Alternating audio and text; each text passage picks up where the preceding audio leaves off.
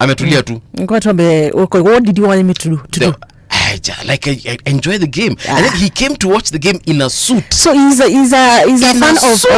fan of Chelsea. I don't know. I mean, as the president and the final game is being played in your country, or rather the entire tournament was being played in America. Maybe that is why he was upset. Maybe he's not a fan of Chelsea. No, but alikuja na suti on a Sunday. No, it's okay. You president, we understand you with your deputies and whoever.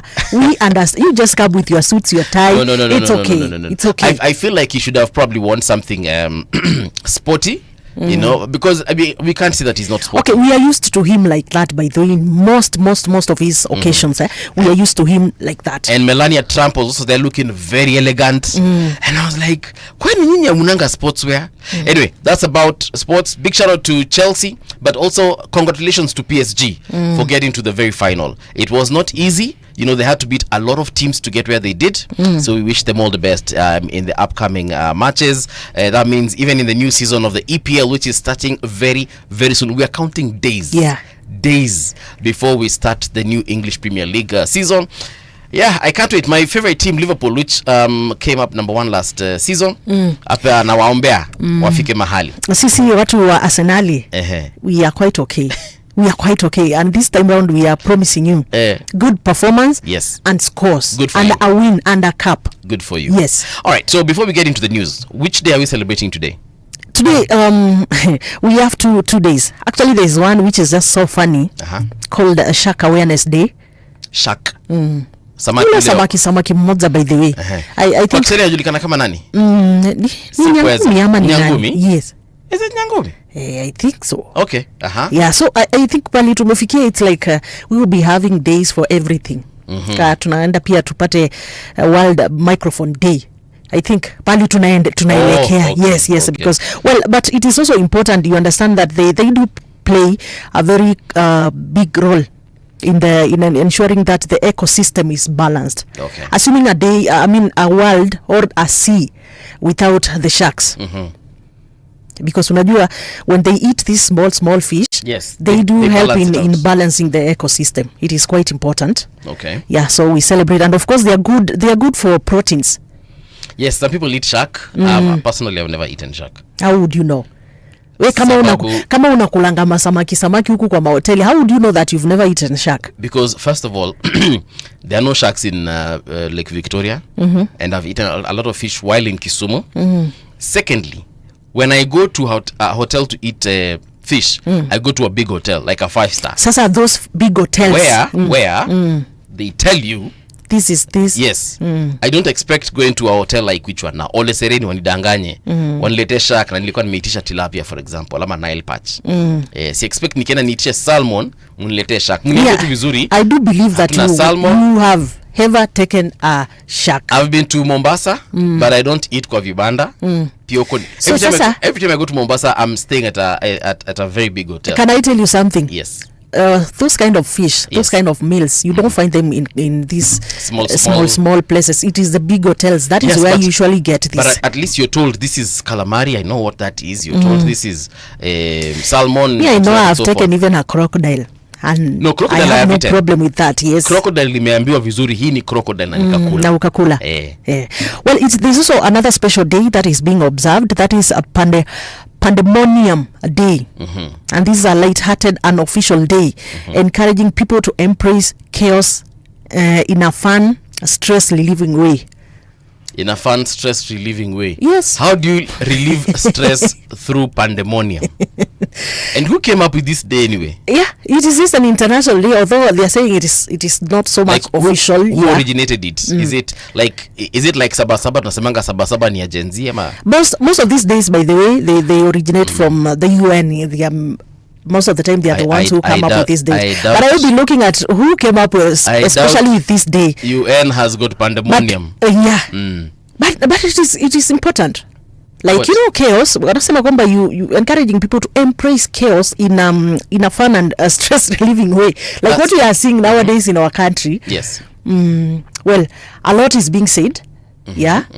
And you see how the Gen Zs are receiving these things. I think the Gen Zs are a better way of showing how people can just embrace these things in no, like Hawezi ni convince by the Well, what I'm saying is, Patricia, hawezi ni convince. Let it go. okay, let it go then. Let it just go. But now, Yeah. there is a better way you can, well, you are in the midst of a chaos, but there's a better way you can try to get out of it without just seated there and stressing yourself like, oh, I'm going through this. You get. Okay. Yeah, there's a way you can just joke around with a situation and you get over. Not all situations you can joke around with. Well, I want to put that disclaimer. Not all situations you can just make fun of them and you get out. Okay. But there are some others you just make fun of, get out of it. Aya, train ya leo inatupeleka wapi? Now, the train today taking us to South Africa. Yeah. And we're going to this one, Nelson Mandela. All right. Yes. Madiba. Yes. Who said, it always seems impossible until it's done. True. Yeah. It always seems impossible until it's done. And I actually relate to that a lot. Sometimes you have a chore or something that you need to do, a task, and you're always saying, hey, hii kitu bana, ndaifanya saa ngapi, ni ngumu. And sometimes you even procrastinate. Yeah. And then you're like, you know what, let me just try this thing. And then you do it. Let's even say like a school assignment. Maybe you've been given this essay that you're supposed to write and you're thinking, now what will I write about this particular topic? Umekaa hapo unafikiria, you've been procrastinating, but then you say, let me just sit down and do this particular assignment. And then you start the first sentence, and then the second sentence comes, and then the third one, the fourth. Before you know it, you have a paragraph, then 2 paragraphs, then an entire essay is done, and you are like, and there you have it. Well, I think most of us have experienced this kind of a feeling in many cases, but the bottom line is that we need to understand that when you're starting something, hakuna ile siku yenye kitu kitakuwa rahisi when you're starting. Most of the time, and especially things that will lead to big success. Right. Yeah, things that will bring out a great outcome. Most of the time, the start looks so hard, seems so hard. Yes. Until you do find it. yourself that you have done. So please, if you're seated there, we are starting a new week. And especially, by the way, giving an example of us, on a Monday, it's usually very hard to wake up, like 2 days you've been off work. Not for me. Well, on Mondays, by the way, they are usually so hard for so many people, unlike for you. True. Yeah. So asubuhi tunaenda kuamka, you're like, oh my God. Let me give you a secret to Monday, guys. Secret to Monday is very simple. Prepare on Sunday. Prepare on Sunday for Monday. Yes. So that means don't go out, don't go, kuna watu wanapenda of course kuendeleza burudani ya Friday, Saturday, Sunday. Yes. The biggest secret to just ensuring your Monday is okay. Make sure on Sunday you are relaxed. Period. Sleep early. Full stop. Yes. That's okay. Imagine hiyo ndio siri. Hakunanga siri nyingine ya Monday. Well, me sometimes najipata na lala mapema, lakini still on Monday waking up, I had already broken the pattern for the whole week. No. So come Saturday, Sunday. I think I might be one of the very few people then on earth who is excited about Monday and coming to work on Mondays. Okay. Yeah. Because relaxing is good, but also I feel like I need to achieve a lot in my life, and that means even in my career as well. And that is why Monday for me is a no-brainer in terms of kuamka enda kazi fanya. My problem is just that the waking up on Monday. Kama hupendi kazi yako, I'm not mentioning names. No. Pointing fingers. I don't think that is Patricia, a good example. I don't think that is a good. I'm just saying the issue of the issue of you've broken a pattern that you had started on Monday mpaka Friday. So you for you you need now to and for anyone else, not just for you. And I love my work, and my boss knows that I love my work. Acha kujitetea. Mudosi yeye ndiye atakupima wakati wake. Anyway, I want us to get into the stories of the day. That is rgk.co.ke. If you've not logged in there, then my friend, you're going to lose on a lot of information that we have. All the trending stories are right there. We have a very, very good reporters who are on the ground 24/7 to ensure that you get the latest news as they happen, when they happen, and where they happen. And the first story we're talking about here is a story that broke a couple of hours ago about former Nigerian president. Now, Nigeria's former president Buhari dies in London at 82. This is according to the family. Now, Nigeria's former strongman and president Muhammadu Buhari has died at a clinic in London. One of his aides said on Sunday he was 82. Now, Buhari, who left office in 2023 after serving 2 terms, made Nigerian political history as the first opposition candidate to defeat a sitting president at the ballot box. Buhari died at a clinic in London at the age of 82. His former spokesperson, that is Garba Shehu, said in a post on social media. Buhari's tenure was dogged by health rumors, and he governed Nigeria with a strong hand as a military ruler in the 1980s before reinventing himself as a converted Democrat to be elected as president decades later. Now, the rake-thin 82-year-old Muslim from the far north of Africa's most populous nation made political history as the first opposition candidate to defeat a sitting leader at the ballot box in 2015. He unseated then incumbent Goodluck Jonathan on a vow to crack down on Nigeria's rampant corruption and end an insurgency by Boko Haram jihadists, going on to claim re-election in 2019. Buhari's initial win after 3 failed attempts in a country where re-election for the incumbent had been taken for granted was seen as a rare opportunity for Nigeria to change course. So may he rest in peace. Rest in peace, yes. Yeah, and knowing that he's a Muslim, chances are he probably has already been buried or will be buried very soon. Soon, yeah. But anyway, I remember when Buhari was first elected, and people were celebrating, and I remember we called someone, because I was working for another radio station by then. We called someone in Nigeria, and they were excited and elated to have removed Goodluck Jonathan from power. And I was like, aye? You know, that I had never seen such kind of excitement. But one of the biggest problems that Nigeria was facing at the time was Boko Haram. I mean, it's still there, but it's not as pronounced as it was a couple of years back. I don't know if it's because of President Buhari's efforts or other people as well, because they've also had other presidents after him. But Boko Haram is not what it used to be back in the day. You remember when they used to kidnap girls from schools, take them into the bush somewhere, and later those girls would emerge as wives to some of these Boko Haram, insurgents. Some of them even pregnant. There's a time even Obama and his wife Michelle had this campaign, "Bring Back Our Girls." Yeah, I remember. Yes, because of Boko Haram. It was a concern for actually most countries, not even just the US alone. Mi mwenyewe nilitengeneza poster nikaandika hashtag "Bring Back Our Girls." Yes, because it was so unfortunate. I mean, we wouldn't want such things to happen to anyone. Yeah. Under the planet. And actually, as we were speaking, just the other day, Nigeria handed down prison sentences of up to 30 years to 44 Boko Haram members convicted of funding terrorism, marking a major step in long-stalled prosecutions. Yeah. The convictions, delivered at a military base in Kainji, follow the resumption of mass trials paused since 2018. Yes. So, for those who don't know who Boko Haram is or what Boko Haram is, it's just they're extremists. Let me call them religious extremists. Yeah. And they're usually found in Nigeria, Uko side the north.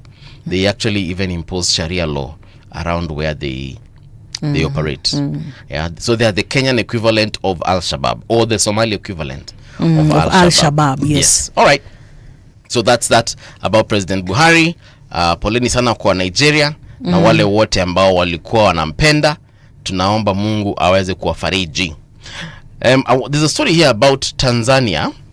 Tanzania's envoy to Cuba quits, cites concerning trend in country's leadership. Ulisikia wapi? Which country? Ulisikia wapi? The Haiti country or the Tanzania current? Tanzania's envoy to Cuba. Yes, has quit. So ambassador wa Cuba kutoka Tanzania amejiuzulu, na hivi ndivyo amesema. Tanzania's High Commissioner to Cuba, Humphrey Polepole, has resigned from his diplomatic post, expressing deep concern over the country's current leadership. He expressed concern over Tanzania's political trajectory under the ruling Chama Pinduzi, that is CCM. In a resignation letter dated 13th, that is yesterday, Ambassador Polepole cites increasing human rights abuses, erosion of accountability, and a lack of respect for human dignity as key reasons behind his decision. This is what he said. With respect, do I need to do the Swahili accent? Anyway, with respect and humility, I wish to inform you that I have reached the decision to resign from my role in public leadership as ambassador and head of the diplomatic mission of the United Republic of Tanzania in Havana, Cuba. This includes my representation in the Caribbean, Central America, and the friendly countries of Colombia, Venezuela, and Guyana, reads the statement written in Swahili. Now, the envoy stated the decision follows deep reflection on the current trajectory of leadership in the country, as well as his personal experiences as a member of parliament in the parliament and subsequently as ambassador in missions in Lilongwe, Malawi, and in Havana, Cuba. He highlighted the immeasurable honor of being entrusted with the responsibility of serving in such a high office. So this is the first time we've heard of a high-ranking Tanzanian official resigning from his post. From office, yes. Yes, because an ambassador is actually a representative of the president and the country in a foreign mission, right? Yes. So when your representative, mtu ambaye umemtuma aende kule akakuwakilishe, aseme mimi sitaki kukuwakilisha tena, ni kumaanisha yani wewe iko shida. Now, of course, we know for a fact that President Samia Suluhu has been experiencing issues in her own country. For sure, we know that. We saw that one of the key opposition leaders, that is Tundu Lissu, was arrested a couple of months ago and is currently being charged in court with treason. Yeah.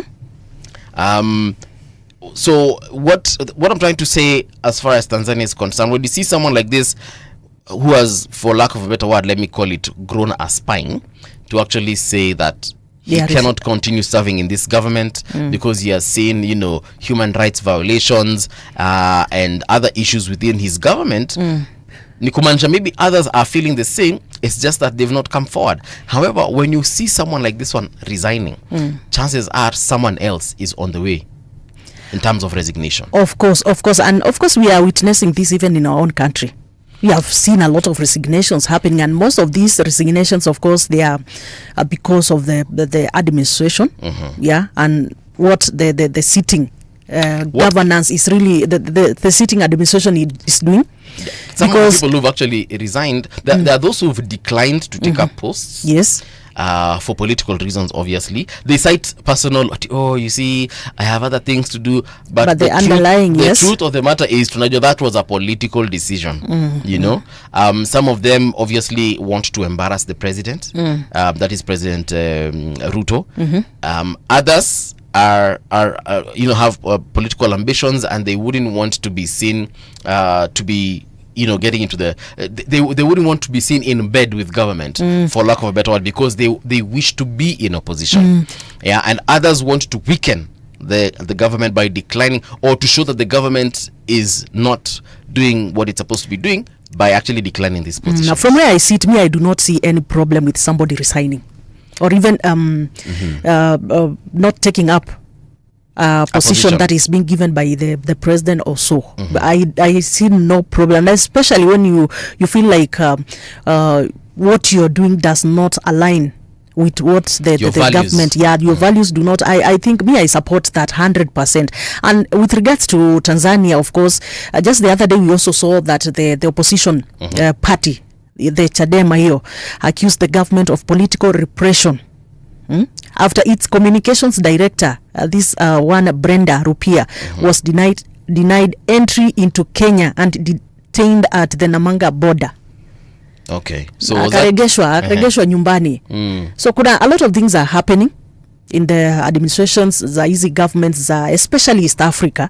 We have seen Uganda, we are seeing Kenya, we are also seeing Tanzania, and so forth. So a lot is happening. So like, if you don't want to be part of the government, you don't want to be in bed with the government, it is okay. Acha hiyo nafasi, resign, toka nenda fanya mambo mengine. I'm interested to see what His Excellency Humphrey Polepole, former envoy to Cuba from Tanzania, does after this. This is a coming back to Tanzania. This is a story we will definitely follow. Asa akirudi Tanzania after amesema Kenya amesema, kutakuaje? Ndo hapo sasa swali ndo hapo. Itakuaje? Haya. Twende kwa naibu wa rais wetu ambaye anajulikana kama Profesa Kindiki, ambaye ame-unveil fresh measures to tackle youth unemployment. Aya, tusome Kenya. Brenda Soki ametuandikia hapa.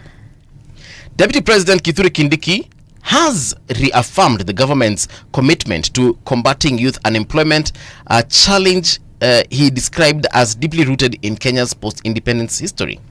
Addressing residents at Gashie Primary School in Kiambaa constituency, Kiambu County, on Sunday during an economic empowerment engagement, Kindiki outlined a series of interventions aimed at absorbing more young people into the workforce. Each year, according to the DP, more youth join the ranks of the unemployed. That's why the government is rolling out 3 to 4 key programs to address this crisis, he noted.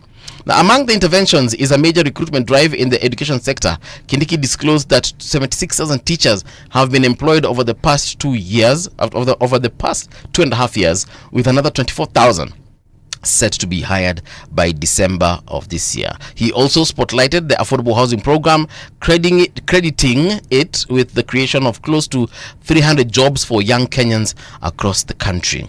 Now, to further expand digital job opportunities, the government is setting up ICT hubs to facilitate access to online work platforms. Okay, so for like a minute, let's talk about youth unemployment in Kenya, and not just youth unemployment.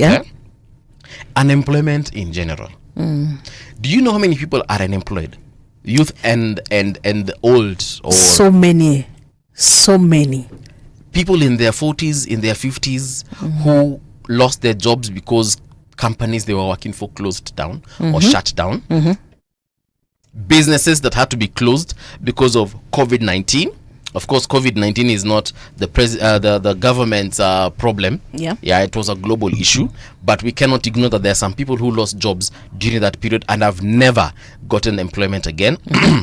There are some who had to shut down their businesses because the economy iliharibika.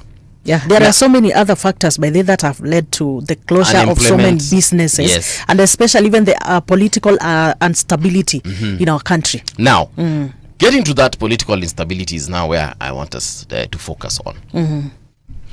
I know of companies which had to shut down because of the hostility. Right? I also know of companies that had to shut down because of an unfavorable investment environment in the country. Yes.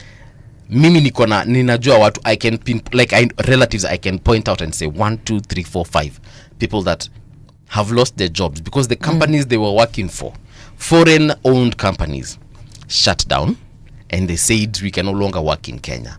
The environment is just not conducive. Forget even political instability. There is no political goodwill. There's the what is it called? The taxation is just extreme for them, and so on and so forth. And they shut down. Now wakasema we cannot even sustain. Forget sustain paying salaries. It is just not profitable anymore.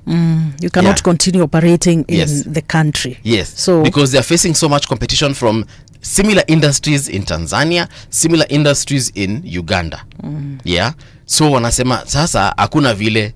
The same thing we're producing here, it is being produced in Tanzania at a cheaper price. So we're losing out. Someone else is, our clients are going to Tanzania. So hapa tuko na stock imekapa inaharibika tu bure. They've shut down and they've actually gone to set up in Tanzania. So what are we saying? If Gava wants to, so me, I'm not an economist, I'm not a finance expert, but me I can tell them for free because I'm just a human expert. I'm an expert in being alive. If you want to have these youths employed and create employment for them, that is good. But you need to look at the factors that have brought us to where we are right now. Yes. Forget COVID. COVID will not blame it on government. Tukwe too honest. Kuna makampuni tu zilifungwa because COVID ilikuja ikafanya watu work from home, and those companies just became obsolete and they never recovered from that. All right? But now, the rest, tafadhali. We can sing on rooftops. We can go around counties promising youth jobs in the name of looking for votes for 2027. Yes. But if we do not do anything, it will just be empty rhetoric. I was just looking at the rate of unemployment in our country, which says that on Google, the unemployment rate in Kenya was 5.1%. 5.43% in 2024, and this represents a slight decrease from 5.71 in 2022. So overall unemployment in 2024 is 5.43. Youth unemployment, the youth unemployment rate ranges between that is the age of 15 to 24. I mean, wanna categorize the youth as between 15 and 24, and they're saying it was around 11.93% in 2024. And I think one thing that we need to understand, when we talk of the rate of unemployment, we are talking of those people who have the papers and who are willing to work, but they cannot find anything to do. All right. So we are not even talking about the others. Maybe pengine ana hizo papers yuko tu. We are not even talking about them. I'll tell you something about papers right Yes. now. Yes. Acha nikuambie traffic venye inakaa, and then we talk about papers. Okay. Traffic. So this is what is happening on the roads of Nairobi. Like I told you, if you're coming from Mombasa Road, pole tena sana because huko hamsongi hata kidogo na mkain kama mtasonga. So if you can use an alternative route, for example, you can use the internal container depot barabara iko nyuma. That's if you're coming from places like Kitengela, Mlolongo and so on and so forth. Unaweza saidika your area. Otherwise, if you're coming from Imara Daima and you're planning to get into town, let me just tell you right now at 6:31 that road is bumper to bumper because there's some construction happening opposite Panari, side ya Kwera town. I'm trying to figure out the name of that place, but it's around that Bob Mill Industries there. The traffic right there is really bad right now, and I'm looking at the map and I can just see a very long stretch rather of red line. So that means that you're not moving at all. If you can jump on the expressway. What's happening on your end? Ngong Road, I see things are not quite that okay. Sijui mbona watu mapema hivi. Tuko mapema, we are just barely 6:32. Yes. Na unaangalia unapata barabara ziko na traffic because looking at Ngong Road around Junction Place, then Upper Prestige, then from community as you get to town, those places unapata kuna a lot of traffic. Jogoo Road also, there is a lot of traffic. Looking at this is the junction with that road that gets to Eastleigh. There is traffic there, and as also you get to City Stadium, there is a lot of traffic through Landis Road, a lot of traffic Kariakoo. That roundabout, I'm seeing a lot of traffic there. Tukienda upande wa Thika Road, I'm seeing things are not quite okay, especially from KCA University as you get all the way to town. Things are not quite okay, but the good thing, naambiwa it is moving. It is moving nonetheless. Yes. Sasa anything we think we need to know, for example, kama kuna construction hii inafanyika, tuambie ndio tuweze kuambia wadau. Traffic on Radio Generation.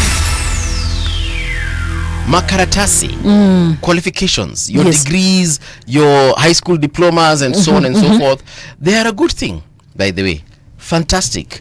If you've gone to school, umesoma, you have your undergrad or your diploma, you have your diploma from your TVET, then you went ahead and you have your degree, and even you have your masters, it's absolutely amazing. You have your PhD, good for you. Yes, but let me tell you something. And me, I'm talking to the graduates right now. Chances are that your papers won't get you employment. Okay. Chances are. Because if you look at your field, I don't know which field we're talking about here, but let me even take my field that I studied in campus, biotechnology. Do you know right now, if you just do a simple Google search, yes, you're looking for employment in the biotechnology, biochemistry industry, chances are you won't find. And the only thing you will find is internship. Okay. In big industries. Unless you're looking for work outside Kenya. And if you're looking for work outside Kenya, the country, yes, they need you to have experience. Because they're not going to import someone from a foreign country like Kenya. Let's say you want to go to a place like the US or the UK or Germany or France, and you don't have experience. Unless you're going there as a student again, maybe a master's student, to get into some kind of research opportunity. I'm waiting for you to finish that statement so that now I can correct you a bit. Now, yes, me, I'm telling you, chances are here in Kenya, because mimi naweza kakwambia, najua watu tulifanya nao biotechnology, some of them are in the police force doing forensic science, which is good. Others are in the hospital kidogo kidogo moja wawili, but they're not doing exactly what they studied for. Yeah? Yes, they're probably just leveraging on their knowledge to work in that particular industry. What I'm trying to tell people is, please just think about entrepreneurship. Fine, umesoma biotechnology. Think about how your knowledge, you can apply that knowledge into skills and create your own income without necessarily waiting for someone to employ you to give you income. So let's innovate. Let's I'm in support of people looking for entrepreneurship. That is quite important, but we cannot all of us be entrepreneurs. We agree on that. Yeah. All of us, we cannot be entrepreneurs. We cannot have businesses. All of us will come and buy from us. Then there's something that you had said about experience. Yes. And you also talked in the same statement, you talked about the issue of internship. Internships are quite important. Sometimes you are a young person, you have cleared school. It is important. Unajua kuna watu yeye anataka kuja tu andikwe kazi. While you can also volunteer, you can work as an intern. That is where you get the skills, because I'm so sure even where right now, you started from somewhere. Yeah, of course I did. Yeah, so the youth and the young people outside there, sometimes if you cannot volunteer, if you cannot do these internships, where will you get that experience from? You have to start from somewhere. Hata hizi kazi, hata watu wa media, you start, unaenda attachment next, because tunajua kazi kupata ni ngumu, and nobody is going to employ you if you do not know, you do not have experience of what you're going to do. Experience is quite important, and that is why we usually have those programs where you start somewhere and you are able to get the experience. Yes. So that as you get employed, you're fit for the market. I know the issue of experience is something that doesn't sit well with the young people especially, but just know that it is quite important. Yeah, hata kama utafanya wapi, you volunteer. Kuna watu hataki kuvolunteer. Mtu anasema ati namaliza shule napata kazi immediately. My people, kuna safari. I never interned, just so you know. I was never an intern anywhere. You are just an exceptional. Munala, you are just an exceptional. Yes. However, what I will say is nilitumika vibaya tena sana. Nilitumika kama kifagio. Wapi? Like what were you doing? I used to work, okay, I used to work for, I won't mention them, but some very big names in this country. I worked for them and I worked for free. Yes. That wasn't volunteership. I was just slaved. I was just being a slave without knowing. Can I ask you a question? Yes. Well, before they took you, yes, they saw something that you had done. You know, it's not necessarily that you're getting that internship in a company. Wewe umekuwa ukifanya mambo na comedy kutoka kitambo outside. So somebody at least has seen what you are able to do. So that is what I'm talking about. Like, what are you able to do? I was just exploited, and I won't even sugarcoat it. Fine, ilinisaidia because I learned a lot of things on the job. But I was exploited, and I wouldn't exploit anyone, and I wouldn't wish that on anyone. And if I were to go back in time and meet those people that exploited me, I will let them know to their face that they exploited you. You are a bad person, you are evil, you lied to me, and you took advantage of me. What I will say is, if you're outside there and you exploited me, thank you so much. No. Yeah, thank you so much for getting me somewhere. That is what I'm going to say, because I know good for you, but I know, of course, I have been mishandled. I wouldn't. Bas. I wouldn't, but I would like to have the young people also get understand. Mimi nakwambia, you're outside there, you exploited me, thank you. At least you took me somewhere. Let's get into another news item here by Kitui Senator. That is Enoch Wambua, who has sought a statement from the Standing Committee on Education regarding the welfare of teachers serving in ASAL, that is ASAL, that is arid and semi-arid lands, and other hard-to-serve areas in Kitui County. And this is what he said. Now, Kitui County is predominantly an arid region. However, a significant number of teachers in the country do not benefit from special allowances and consideration provided by the TSC. Now, for those serving in ASAL and other hard-to-serve areas, he stated. Now, in the statement, the committee is requested to address the wards in Kitui County that the government has designated as ASAL and hard-to-serve areas. It should also provide clarity on the criteria used by the government to designate areas as ASAL and hard-to-serve. Yes. So, Senator pale amesema kidogo ni kama haelewi hii maneno ya welfare ya ASAL inaenda namna gani, because clearly it's like some teachers are not receiving it. Well, yeah, I wanted to understand, is it that some of the teachers from his place are not getting this benefit? Yes. because this is what in summary it says, that Senator Wambua further wants information on the number of teachers in Kitui County. Okay. So he wants to know walimu wenye wako Kitui County na wanapokea benefits za ASAL ni wangapi. Yes. And how do they define some place as a hard to serve areas? So that they can determine Patricia atapata na Mbuvi atapata, because maybe we are teachers in the same area, but we unapata others are getting and others are not getting. Well, I do understand that Kitui is among those counties where people usually get hardship allowance, is it? And some other counties like on the northern part of Kenya, and even the southern part of Kenya, coast region, and of course we do agree, working in such places kuna zile hardship. There are some hardships that they do go through. Unaweza pata mwalimu anafundisha. There is a friend of mine who works in a school that is at the border of Tanzania and Kenya, at the south, and she told me actually kupata stima, kupata kwenda tu kucharge simu, it's usually hell. So I think it's usually important kama hiyo hardship allowance it's provided, let it be given to everyone who works in such areas, not like kuna watu wengine wanapata and others are not getting, because they are going through common problems in that place. Yes, but it should be levelized, equalized. There should be equity. Those are the words we use nowadays. So that is as far as that is concerned. There's another story here about the police. Police intensify peace building in Kuresoi North amid rising tensions. Authorities in Kuresoi North have intensified efforts to promote peace following growing concerns over simmering tensions among local communities. On Saturday, July 12th, 2025, local officials led by the Kuresoi North Sub-County Police Commander Judah Gathenge convened a high-level peace and security forum at Chepkinoyo Trading Center, bringing together stakeholders in a coordinated push to promote harmony and social stability. When is the last time you heard of Kuresoi? It's long. It's long. These guys are still having issues, What? There's a story here about Larry Boys High School, which was shut indefinitely after a night fire distressed buildings.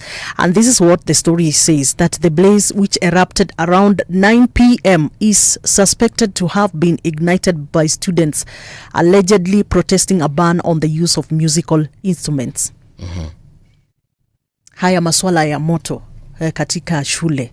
Na pia tuliona there's another school, is it from Marsabit or where? Yesterday we saw like also wanafunzi walichapwa kwa sababu walikuwa wana protest against kuachwa bila lunch wakati walikuwa wameenda some music, is it music festival or something? So I think it is high time before this thing starts. It is high time sasa na administrations wa mashule, they need to sit down and start having strategies on how to engage these young people. Because I think it has become a practice in Kenya. Kitu imekuwa common, mambo na protest. Because we are seeing protests just everywhere. Kila mahali. So if we have there's something that we want achieved, na tuone kwamba administration is not supporting, watu wanaamua kuingia katika protest. Now the sad part of it is that when now people end up burning schools, burning businesses and so forth, it becomes so bad. But now this one is for school students, high schools. Yes. And what we know about children is that, or kids, especially those in high school, they are very, very vocal about their issues. And they're also discovering themselves. For instance, some of them are just, getting into puberty. Others are getting out of puberty. They are young adults, so they're adolescents. They have gotten a voice, basically. And even their curriculum allows them to voice, to talk, to speak out. Sisi ndio tunawambianga, usiumie pale kwa umenyamaza, ongea. Sema usikike. Speak up, yes. So, we have told them that it is okay to speak up. If they're speaking up and they're not being heard, what do you think the next course of action is? That's why I've called upon the administration of these schools to reason. So it will end up with the kids, with the pupils and the students. They will end up having a violent altercation with the administration. So I think it is high time also schools and the administrations start learning how to engage students, because ignoring them is no longer an option. It will not be a solution. It will not be a solution. It is not, forget even a solution. It is no longer an option. Address issues. You see, like, this is how I am even with my kids. I don't lie to them. And I told them one simple rule. Don't lie to me, I won't lie to you. Yeah. Wana venye mtu anambianga mtoto baba kula nikununulie peremende. Me, I don't do that. Mwambie tu usipokula utalala njaa. Not even that. Me, I usually, we have a conversation. Why are you not eating? I am teaching them from a very young age that they need to be independent, number one, and they need to have an open mind, and they need to speak up. Yeah. Yes. Kama kuna shida, niambie the reason I'm not eating this food is that it is too spicy. It is too hot. Or it is not what I expected. Umenekea githeri, mimi nilikuwa nataka chipo. So now I can understand, okay, fine, I tell them today let's eat githeri, tomorrow we shall eat chips. Yeah. And I ensure tomorrow, by the way, we eat chips. Mimi si ule wa kuambia watoto ati lala kesho asubuhi tuenda swimming. No. Tomorrow, by the way, if I told you unaenda swimming, tunaenda swimo. Because I want them to know that you need to also to be a person who keeps your word. That's a good virtue. Yeah, so don't lie to me, I won't lie to you. Yeah. And I found that it works really well because they open up to me and they tell me things, some things that probably they wouldn't have told anyone else. Yeah, so it's a good thing. Yeah. It's a good thing. It does. So it is a call to administrations kwa mashule. Please listen to this, reason with this, that these people. Sasa imagine watoto wote wakigrow hivyo kama wale na bring up alafu wafike high school alafu wadanganye. Yeah, you have to reason with tell them the reason as to why you are not supposed to use this. Huyu mtoto amegrow and I'm assuming other parents are like that with their kids. So huyu mtoto amekuwa mkubwa, ameingia high school, admin ameenda amesema tunataka maji, for example hakuna maji, then shule iwaambie by Monday mtakuwa na maji. Mtakuwa na maji na Monday ifike. Alafu Monday ifike na hawana maji. Hawa watoto tawaambia nini? But remember you also talked of the virtue of open-mindedness. Yes. No, of course. Not too open-minded, like you sometimes to understand. Sometimes pia hata by the way, sometimes our these students wako pia sometimes they don't even also understand and they don't want to reason also with kuna vitu zingine pengine they demand na unapata kwamba shule it cannot provide. I think what we need to push for is people reasoning together. As a student, do you understand sometimes tunaweza pata challenge ya kupata whatever you want? As administration, do you understand that we really need, that is a need to us and it is a right to us? So if people can be able to sit down and reason together, I think we'll be getting solutions. You see, a school is a very small government. It's actually a replica of what you are seeing right now. You will experience when you get out here. Yes. So your principal is your president. Yes. Then your prefects are your representatives. They're your MPs. They're your MCAs. Sindio? Na walimu ndio part of the government. Kuna ma-CS hapo shuleni pia. So you need to understand, the school needs to understand that you're literally a replica of what these people will find out they will find when they get out here in the real world. Yeah. So if you teach them corruption in school, they will come out here, they will see corruption and they will condone it, for example. If you teach them that they will never be heard or you suppress them, when they get out here, they will not have a voice. They will not be able to speak out. You understand? So when you're engaging students, usidhani yani wajinga. Na ni watu wanagrow na pia akili zao zinagrow na zinafunguka na wana learn from what they see. Like the other day I was giving you an example of some pupils I talked to the other day. And nikiwaambia kwamba you are going to be the leaders of tomorrow and they are like, I don't want to be a leader like so and so. I'm like, hawa ni watoto wa grade 6. They already know. They already can tell bad governance. Yeah. They already can tell bad leadership. And we want and them actually to see it. they are seeing this from the country's leadership. Yeah. So they are like, no. And they reminded me of that time when bread was 40 shillings at 40 shillings. And now they are saying at right now, mkate ni 70 bob. Then I was like, nisi ni watoto mnajuaje like mkate ilikuanga 40 bob when si wanatumango kwa duka na mami na dadi. Yeah, so I saw the disappointment in these kids. Like they can tell there's something that is not right. And remember, as we are saying, it is just a replica of what is happening outside here. All right. They'll just want to push it even in their schools. So it is quite important. Let's see how we can be solving these things before zifikie ile level yenye haifai. That case of the school where the girls were punished. Nilikuwa naona wakionyeshona zile sehemu wameumizwa, wamepigwa viboko sana. kwa sababu ya kulia kwamba tuko na njaa wakati wa music festival. And I think it is being followed up. It is an issue that has been taken up by the Minister of Education. Okay. Yeah, they are following it up. So now it remains also us about the issue of kiboko kwa shule. Mimi uguze mtoto wangu. Yeah? Wewe ni wale wazazi. Guza mtoto wangu uone. Let me not say this because I might be arrested. But guza. Yeah. There's a scandal I want us to expose here. Okay. Which has already been exposed by Auditor General Nancy Gathungu. Now, she has faulted the Executive Office of the President over delays in completing small claims courts in Nairobi despite large sums of public money being used on the projects. In her latest report for the 2023-2024 financial year, Gathungu noted that the delays in completing courts in Dagoretti, Kasarani, Mihango and Huruma are directly tied to the Executive Office of the President. Let me say that again. Yeah. In her latest report for the 2023-2024 financial year, Gathungu noted that the delays in completing courts in Dagoretti, Kasarani, Mihango and Huruma are directly tied to the Executive Office of the President. Now, this follows a deed of novation signed on June 29th, 2023 between the defunct Nairobi Metropolitan Service, that is NMS, which was under the Executive Office and the Judiciary. The agreement transferred the responsibility of constructing the courts to the Judiciary. Okay. Small claims court. Do you know what a small claims court is? Tulikosana na wewe, ulinipatia 1,000 ama 5,000 ukanikopesha, nikakwambia ndakulipa, sikukulipa. So unanipeleka small claims court. Yes. So that we can recover that money. There's someone who owes me some money and I think I will take them to the small claims court. Okay, okay. Wako na pesa yangu si mingi sana. Wewe jotu ni small money. Si mingi sana. 2,000 achia mtu tafadhali. Mwachie tu. Lakini nikapatiwa hiyo pesa saizi. It will make a significant difference. Yeah? Okay. In my life or someone else's life. But anyway, the small claims court zilikuja kusaidia watu sana if you don't know. Yeah. They do. Zilikuja zikasaidia mtu sana. So if someone owes you money, don't let it go. But on a serious note, don't let it go. Utasaidika. Yeah. So the reason I called it a scandal is because millions have been spent. So why are things? Why the delay? Yes. Why the delay?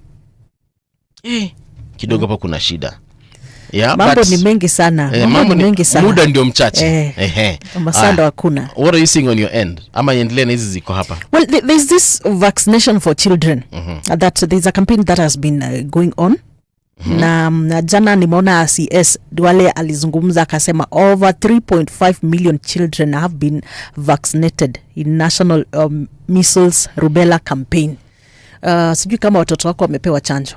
Yes, so wamepatiwa chanjo. Because I've seen why I'm touching on this is because I've seen people I've seen people pushing for others, like advising other parents not to go for this, which is quite unfortunate. What is the reason? A lot of misinformation. Watu wakisema kwamba hiyo campaign, wakisema hiyo vaccination haiko sawa. Why are people like that, by the way? You know, I was asking this person, okay, if you say the vaccination is not safe for your child, mbona alipewa ile ya measles ambao tunapewanga tukiwa wadogo? Now, there was a rumor some time back, a couple of years ago, about vaccines that people were given. Forget the COVID one. Yes. Nasema hizi chanjo za watoto. And they were saying, especially for the girls, it's making them infertile. Yes.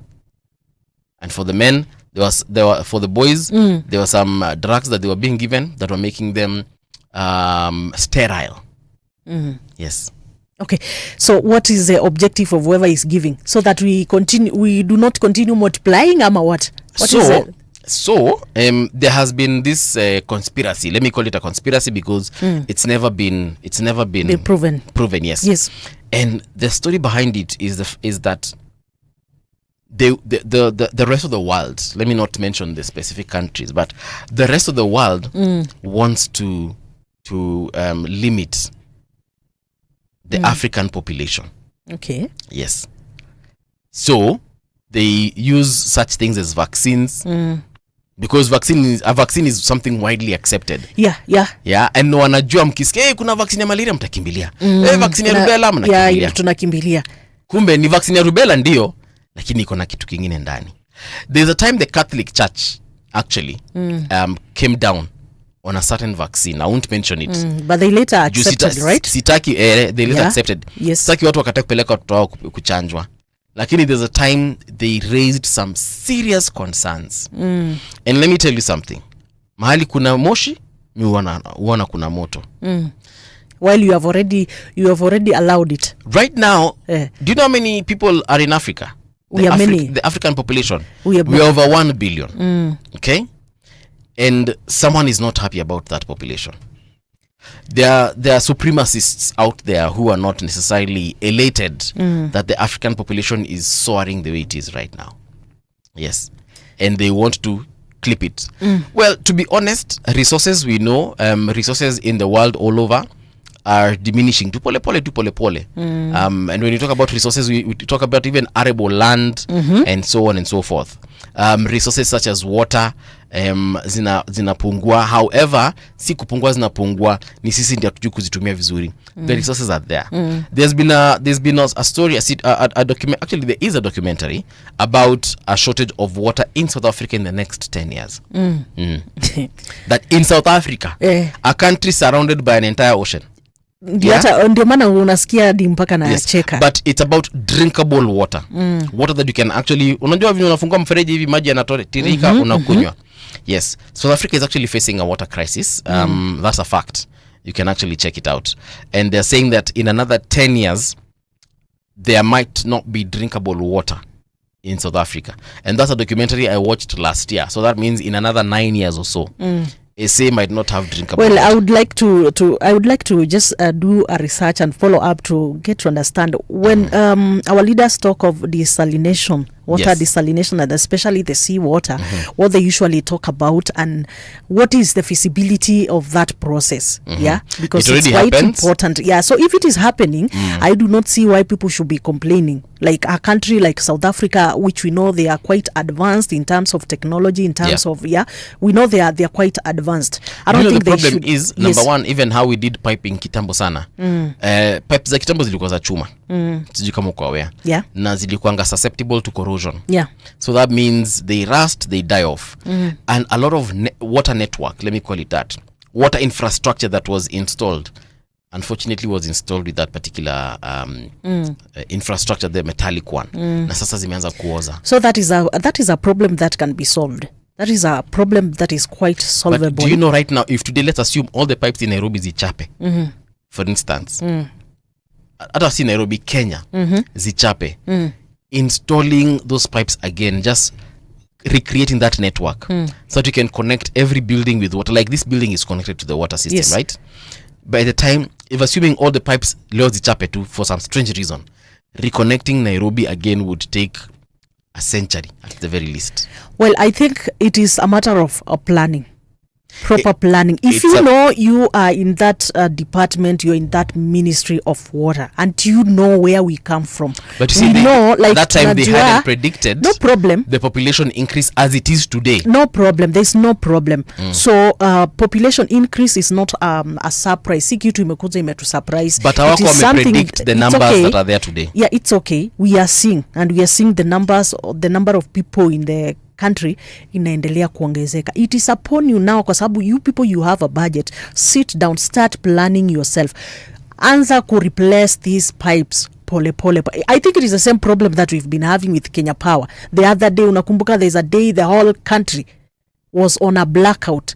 Issue ni wanasema sijui kuna kapisi sijui kameharibika wapi, which is something that it's not supposed to be getting. You know, this thing has been there for a long time.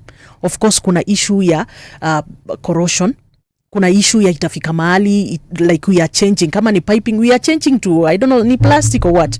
Ama ni rubber. Saizi ni plastics. So we are changing. It is not up to you. Anza kujipanga pole pole. From the source, start replacing these things pole pole. Yeah, it's very hard. It's difficult. There's a state in the US, I think it's, I don't know if it's Illinois or where majority of the people in a particular county are black population. And because of the systemic racism that has been there in the States, that place has been completely abandoned. So kuna wakati watu wanaamkanga wanapata sewage imejaa tu kwa barabara, pipes zilibust and no one remembered to replace them. So over the years they have just been corroding kidogo kidogo. Sasa mnajipata mko na sewage kwa barabara. Pipes also zilikuangaza chuma za kitambo zimekuwa corroded, zimeisha zote, zinaanza maji ya sewage na nini na mix, then it's just a crazy situation. Anyway, we want to take that short break when we get into the news, and then when we return, shall be inviting our guest, hopefully amefika, so we can start having our morning conversation. But right now though, here is Winnie Maganga with the news.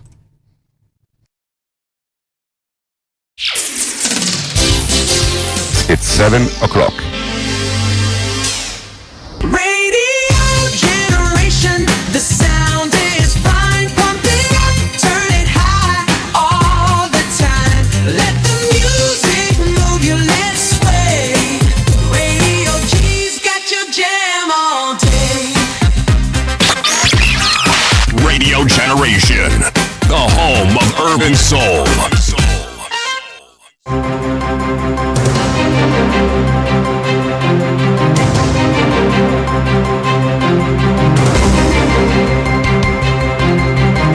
This is the Radio Generation News. Good morning, I'm Winnie Maganga. Larry Boys High School in Kiambu County has been closed indefinitely following a massive fire on the night of Saturday, July 12. The fire razed several critical sections of the institution, including the administration block, classrooms and the library. The blaze, which erupted around 9 p.m., is suspected to have been ignited by students allegedly protesting a ban on use of musical instruments. According to school officials, tension had been brewing among the students after they were reportedly barred from accessing musical instruments. The fire broke out shortly after lights out, plunging the school into chaos.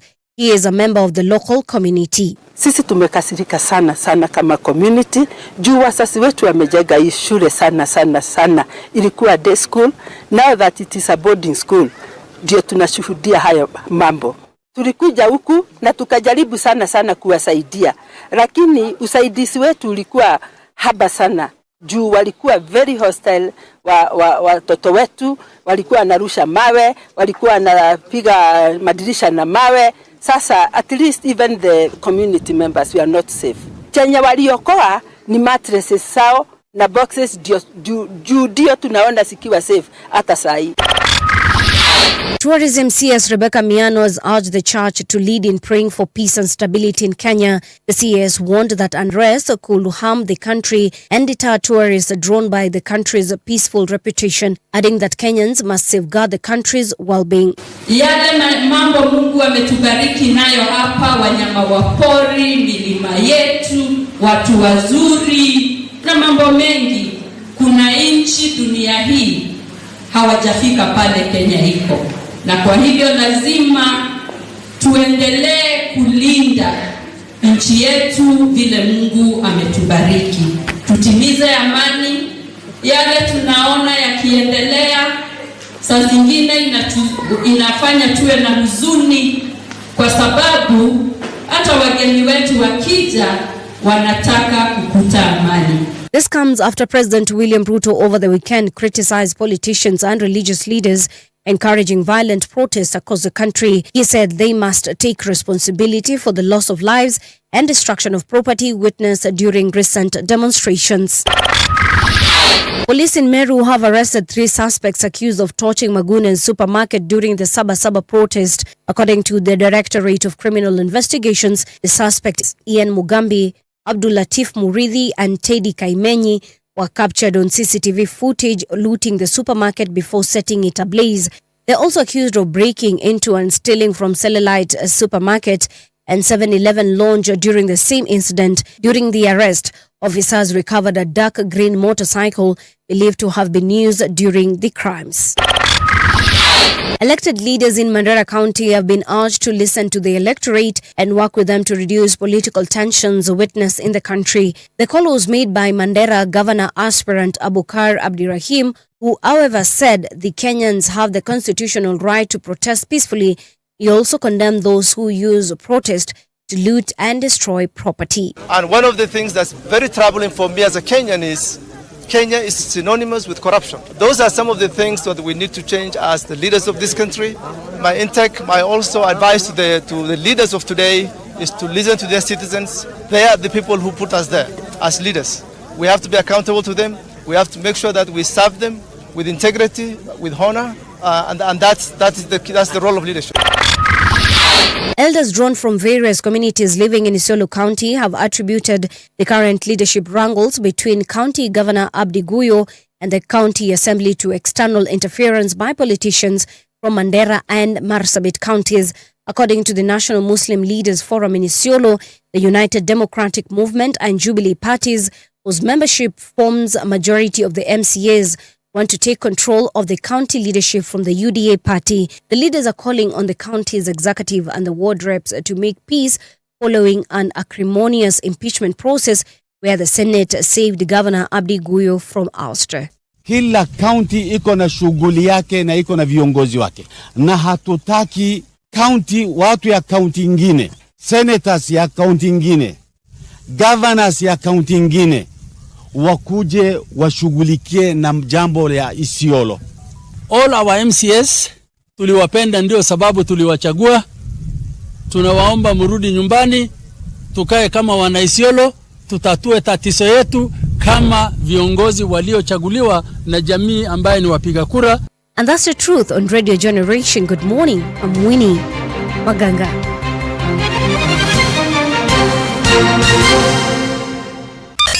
Traffic. All right, let's look at what is happening on the roads of Nairobi right now. It is exactly 6 minutes past 7 o'clock, and I am seeing that there's a little bit of traffic pale Makadara. So that means if you're coming from Jogoo Road, if you're heading into town, that the CBD, it is expected because everyone is heading into the CBD. So there's a lot of jam right there as you're heading to Edelvale Home, Nini mkiteremka Jogoo Road yote, Kabeshikana, Ochukar Medical Center, pia huko kunakaa vibaya tena sana. But after that, the road opens up. If you're coming from, where is this? If you're on Ngong Road, no complaints as much on that particular road. So you guys are moving well. My greatest concern is at Mombasa Road. Now, the red line has become longer.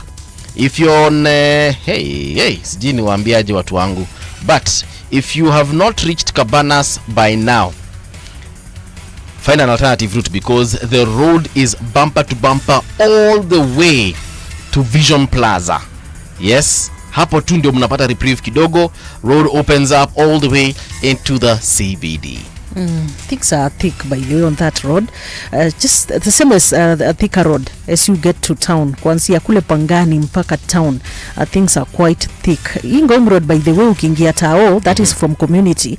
Also pia naona vitu pia pale ziko thick. Yeah. Ukienda pia Jogoo Road pia kuanzia City Stadium all the way to town, things are thick. Yeah. Yes. All right, so we shall be giving you more updates as the hour goes on. Right now, though, we shall get into the newspaper review. Traffic on Radio Generation.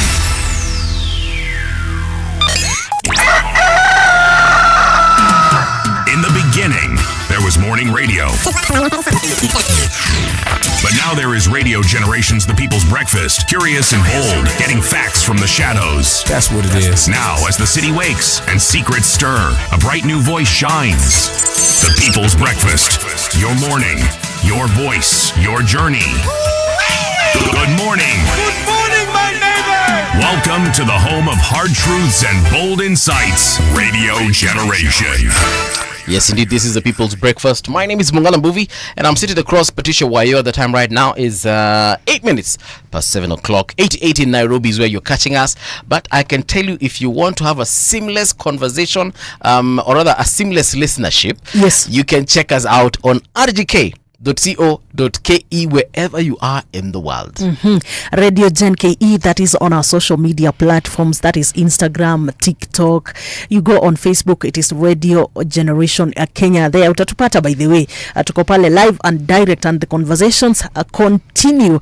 Remember, if you want to listen to us in Nairobi on FM, it is 88.8, in Nairobi, Mombasa 90.7, kule Lamu 92.6, Malindi 92.1, and Garissa 89.5. Yes, and as we wait for the guest, let's just look at the newspapers too kidogo too briefly as we wait for the guest today. And the Daily newspaper says that Lagat off the hook. Police boss also fighting petition in court to save his job. This is what it says in details. A Deputy Inspector General Eliud Lagat is today expected to resume office after investigations cleared him of any wrongdoing over the death of a teacher come blogger Albert Ojwang in police custody. The police chief was forced to step aside following public pressure and youth-led protest. Full story on page 2. Yes, it was expected. It was expected. The ruling that was handed down to, not a ruling that was handed down, but the way the case has been proceeding. We saw very well that the only suspects that were being engaged were the OCS of, Central Police. Yes. Or rather former OCS now. That is Mr. Talam. Then the other police that was also, the other suspect rather that was being engaged was Mukwana, the police. In charge at that particular time, mwenye ali ensure that Albert ameingizwa kwenye cells. Then the other 3 individuals who apparently caused harm to Albert Ojwang while he was in police custody inside the cells. And at no one point was DIG Lagat mentioned.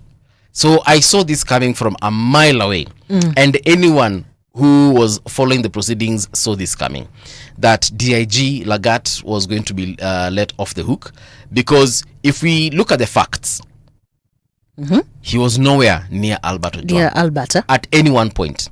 Now, if we put emotions aside, because this is a very emotional case, and it's a situation that is ongoing, so we'll avoid to talk about it as much, but at no one point was DIG mentioned anywhere. Yeah. Hakuna mali alikuanga karibu na the deceased, that is the late Albert Ojwang. What about the claims of what the late was accused of writing? But now you see at the end of it all, it boils down to who arrested this guy. Wakajitokeza. Ni nani alikuanga pale akampokea pale katika station? Tunamjua. Nani alikuanga in charge of the station? Tunamjua. Ni nani walikuanga naenda ndani ya cell pale wakati alikuwa anakufa? Tumeona names. Yes. Lagat alikuwa wapi? Okay. Unless there is explicit evidence. Explicit. Because even me right now I can just come and claim that Lagat ametuma watu akanichapa. Does that mean that aliwatuma? Well, unless I prove that Lagat called this person and this person, and this is a phone call that they received, or this is SMS that was sent, this was the money they were paid, and this is how they were paid, unless I can prove that, it's all hearsay. Well, I will say I'm not surprised. I will also not be surprised to see the OCS also being released of not being involved. Like, I will not be surprised. Yes, I will not be actually I will not be surprised of anything. Let me just say that. Sasa hapa ni Mukwana na Talam. Ndio watatuambia direction hii case itachukua. Just like you are saying, unajua our constitution is quite clear. Yeah, you are innocent until you are proven guilty. Yes. And like you have said, issues of evidence enough proof. Yes, so if there is still no enough proof, evidence about also the OCS, of course he will be cleared of no wrongdoing. Yes, but at least Mukwana yeye alishasema Kenya alisema. So sasa hapo ni yeye na koti na the people of the Republic of Kenya. Okay. May Ojwang continue resting in peace. Well, another story here, Raila and Gachagua, the unlikely kingmakers, they have strong bases but may not run in 2027. Page 5 of the daily newspaper. That makes sense. Say it again. And this is what he says, that Raila and Gachagua, the unlikely kingmakers, they have strong bases but may not run in 2027. Na ni ukweli. May not run. Mwenye aliandika opisa akona akili mingi sana. Let me tell you something. Yes. What I know. Yeah. Risasi za baba haziishi. And I will tell you, kitu tu najua ni kwamba baba akona risasi enough. So I will not continue with that conversation. Our the former DP Gachagua, right, pia tumeona kwamba kweli akona na push, especially kule Mrima. So we are yet to see whether he will be going for the seat or not. The truthful man. Truthful man. Na alisema kwamba akipewa nafasi atapeleka watu kimbi. This is the situation. My prediction is like this. they might not run in 2027. Of course Baba, I don't think Baba will run at all. Na mi kitu naweza ambia tu Baba, that is the right honorable former prime minister, Yes. Raila Amolo Odinga, ajipende tu kidogo, atulie. Yeah. Already vitu azikae venye zilikuwa zinafaa kukaa, you know, but there's still time to redeem himself or yourself. I hope he's listening. Somebody said whether he runs Or not. Baba will be still in government. The government of the day, Baba will be still there, because you know Baba likes dialogue. That one is for sure. And you're even seeing right now, he's calling for a conclave of intergenerational leaders. Yeah? Tuweke pale kila mtu. So, and somebody also here said that if it was not for the dialogues that Baba has been pushing for, maybe the country might not be where it is right now. There's a time things were just bad in our country. And because of that dialogue, because of that handshake, tuko hapa. All right. Yeah. What else is in the papers? Well, a lot is in mambo the- ya Baba tutaongea baadaye. Yeah, a lot is in the papers. Nakada's new drinking rules. Kenya set to raise a drinking age from 18 to 21 years. Well, that 18 is to good. 21? Yes. 18 to 21 like in the States. Songeshea hapa kwetu Nakada. Yes, ni kwamba Funny thing is that it happens in the United States. The legal drinking age is actually 21. But tuseme tu kweli. Watu bado wanakunywanga even as early as 14 years. Wanavuta sigara even as early as 12, 11. and that is quite unfortunate, by the way. That is quite unfortunate. So I'm supporting this. Let's wait and see. 18 to 21, that is quite okay. Let's wait and see. Yes. All right. So we want to shift gears for a minute, and let me introduce you to a very good friend of mine. He's also the deputy government spokesperson, Mr. Gabriel Muthuma. My friend, how are you doing? I'm quite well. How are you doing? Hapa ndipo ulipotelea. Hapa ndio nilikuja Nice seeing you. Good morning. It is a colleague cold Patricia. morning. It's cold, eh? But a good morning all the same. Right. I think you'll be getting a cup of Coffee. Yeah, or They coffee. need to bring 3 cups. Yeah. Yes. Do you have the budget for 3 cups? Unajua squeeze ni kukata Bro, budget kila mahali. Kahawa ni 5 bob. Where we come from, Yes. we are in downtown, so Right. things tend to be a little bit pricey. Welcome. This is my colleague Patricia. Patricia, how are you doing? I'm good, thank you. Excellent. Welcome to the show. Welcome Asante to Radio sana. Generation. Asante sana. Tuliona mali unaenda ukajificha. Sasa wewe ni mtu wa serikali. And good job what you guys are doing, by the way. Thank you. Up there. Really appreciate I know it's a turmoil. But you guys are navigating it somehow. Indeed. Yeah. Indeed it is. All right. So let's get right into it. In the last couple of months, in the last couple of weeks, a lot has been happening within the country and within government as well. We've seen key figures from Gava just coming out and speaking out on some of the issues that we've been facing and we've been seeing. The government has been very vocal as well as far as those issues are concerned. I just want to understand from a communications perspective, what is the thought process before we get to hear something from government, whether we hear it from Isaac Mwaura or we even hear it from the president himself? Because a lot of people are saying that there are a lot of untruths, misinformation, disinformation coming from government. What is your stand on that? Well, thank you. By the way, that's a very good question. First of all, I don't think government communication is linear. It's no longer what it used to be. Back in the day, Moya, Kisema, KBC, it was VOK back then. Right, Voice of Kenya. Yeah, that was the only, media house. Once they said something, that was it. Things have changed over time. And I'm glad that you've mentioned something to do with misinformation, disinformation. I was telling people that is going to be our Achilles heels, not just government. Can you imagine we are in an environment where we cannot define our own reality? And if you pay close attention, in his last speech, Joe Biden, now remember, this is not just anybody. This is the president of the free world, touted to be the most powerful man on earth. He made a remark that left everybody shocked. Well, people like us in communication and in technology, we were not shocked. And what he said was, Americans are under an avalanche of misinformation and disinformation. Right. And going into the future, you will be so pressed pressed to know what is true and that which is not. Right. But it's not as easy as we thought back in the day. Somebody just needs to be at home, do something just because they have a trusted account or they have many followers, and they confuse all of you. You start asking, is this the reality? Is this the truth?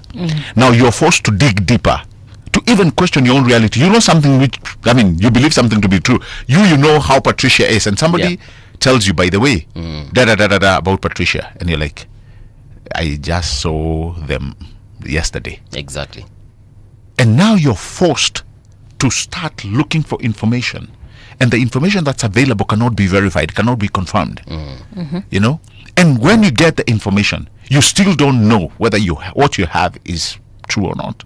So that is something that is really hitting not only government but us as a Kenyan society. Right. So on our end, we are doing the very best we can to verify information before we pass it along, and that is really our job.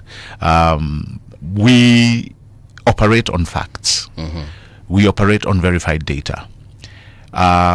Do we get it wrong from time to time? We are going to get it wrong. Right. Because the one thing nobody is immune to is the tribulations that come with sometimes discordant communication. So that really happens not only in government but in any other sphere, whether you look at it in the private sector. But by and large, I think we've done well. Yeah. We've really done well. We are adapting all the new technologies, all the new media, everything that is emerging, to be able to streamline our communication.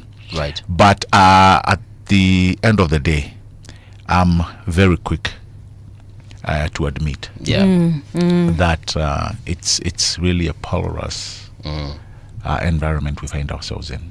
Right. Long time again, if I may take you just a little bit back, we saw newsmen with cameras, newswomen with cameras, big cameras, photographs, and those were our eyes. But fast forwarded today, everybody is a producer. Every person who has a phone becomes a de facto TV station. Yes. In their own unique way. Yep. User-generated content. You can create content at your house, and before you say cut and a half, it has reached Timbuktu in our WhatsApp groups, in our Telegram, in our signals. So with the advent of technology also comes the dark side of the internet. Now with deep fakes, and you've seen countries like Denmark, they've become now the first nation where your facial features, your images, your voice is nearly patented to you. Nobody can use it without your permission. The US just the other day in DC, and I was there, they passed one of the most progressive acts, which is called the Take It Down Act. To do with somebody has your image somewhere, a nudity somewhere, they put it out there to shame you. Now that's a federal offense. Using deepfakes on somebody without their permission is a federal offense. 7 to 10 years, and a lot of fines. Why? They realize that we have a problem left unchecked. All of us are in problems. Right. Gabriel, I just want to take you back a few days ago. Right. Was it a week or two ago? When CAK said, that's the Communication Authority, told media houses to not broadcast protests live. We understand the intention why that was put out.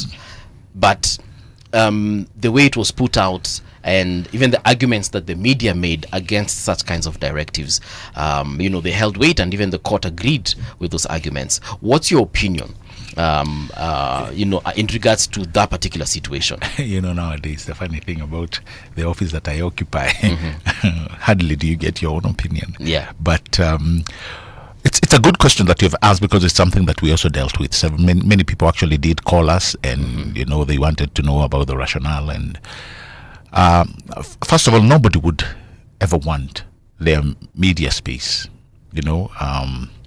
deeply regulated. That's how I look at it. And that being the case, then the bar of responsibility really shoots high.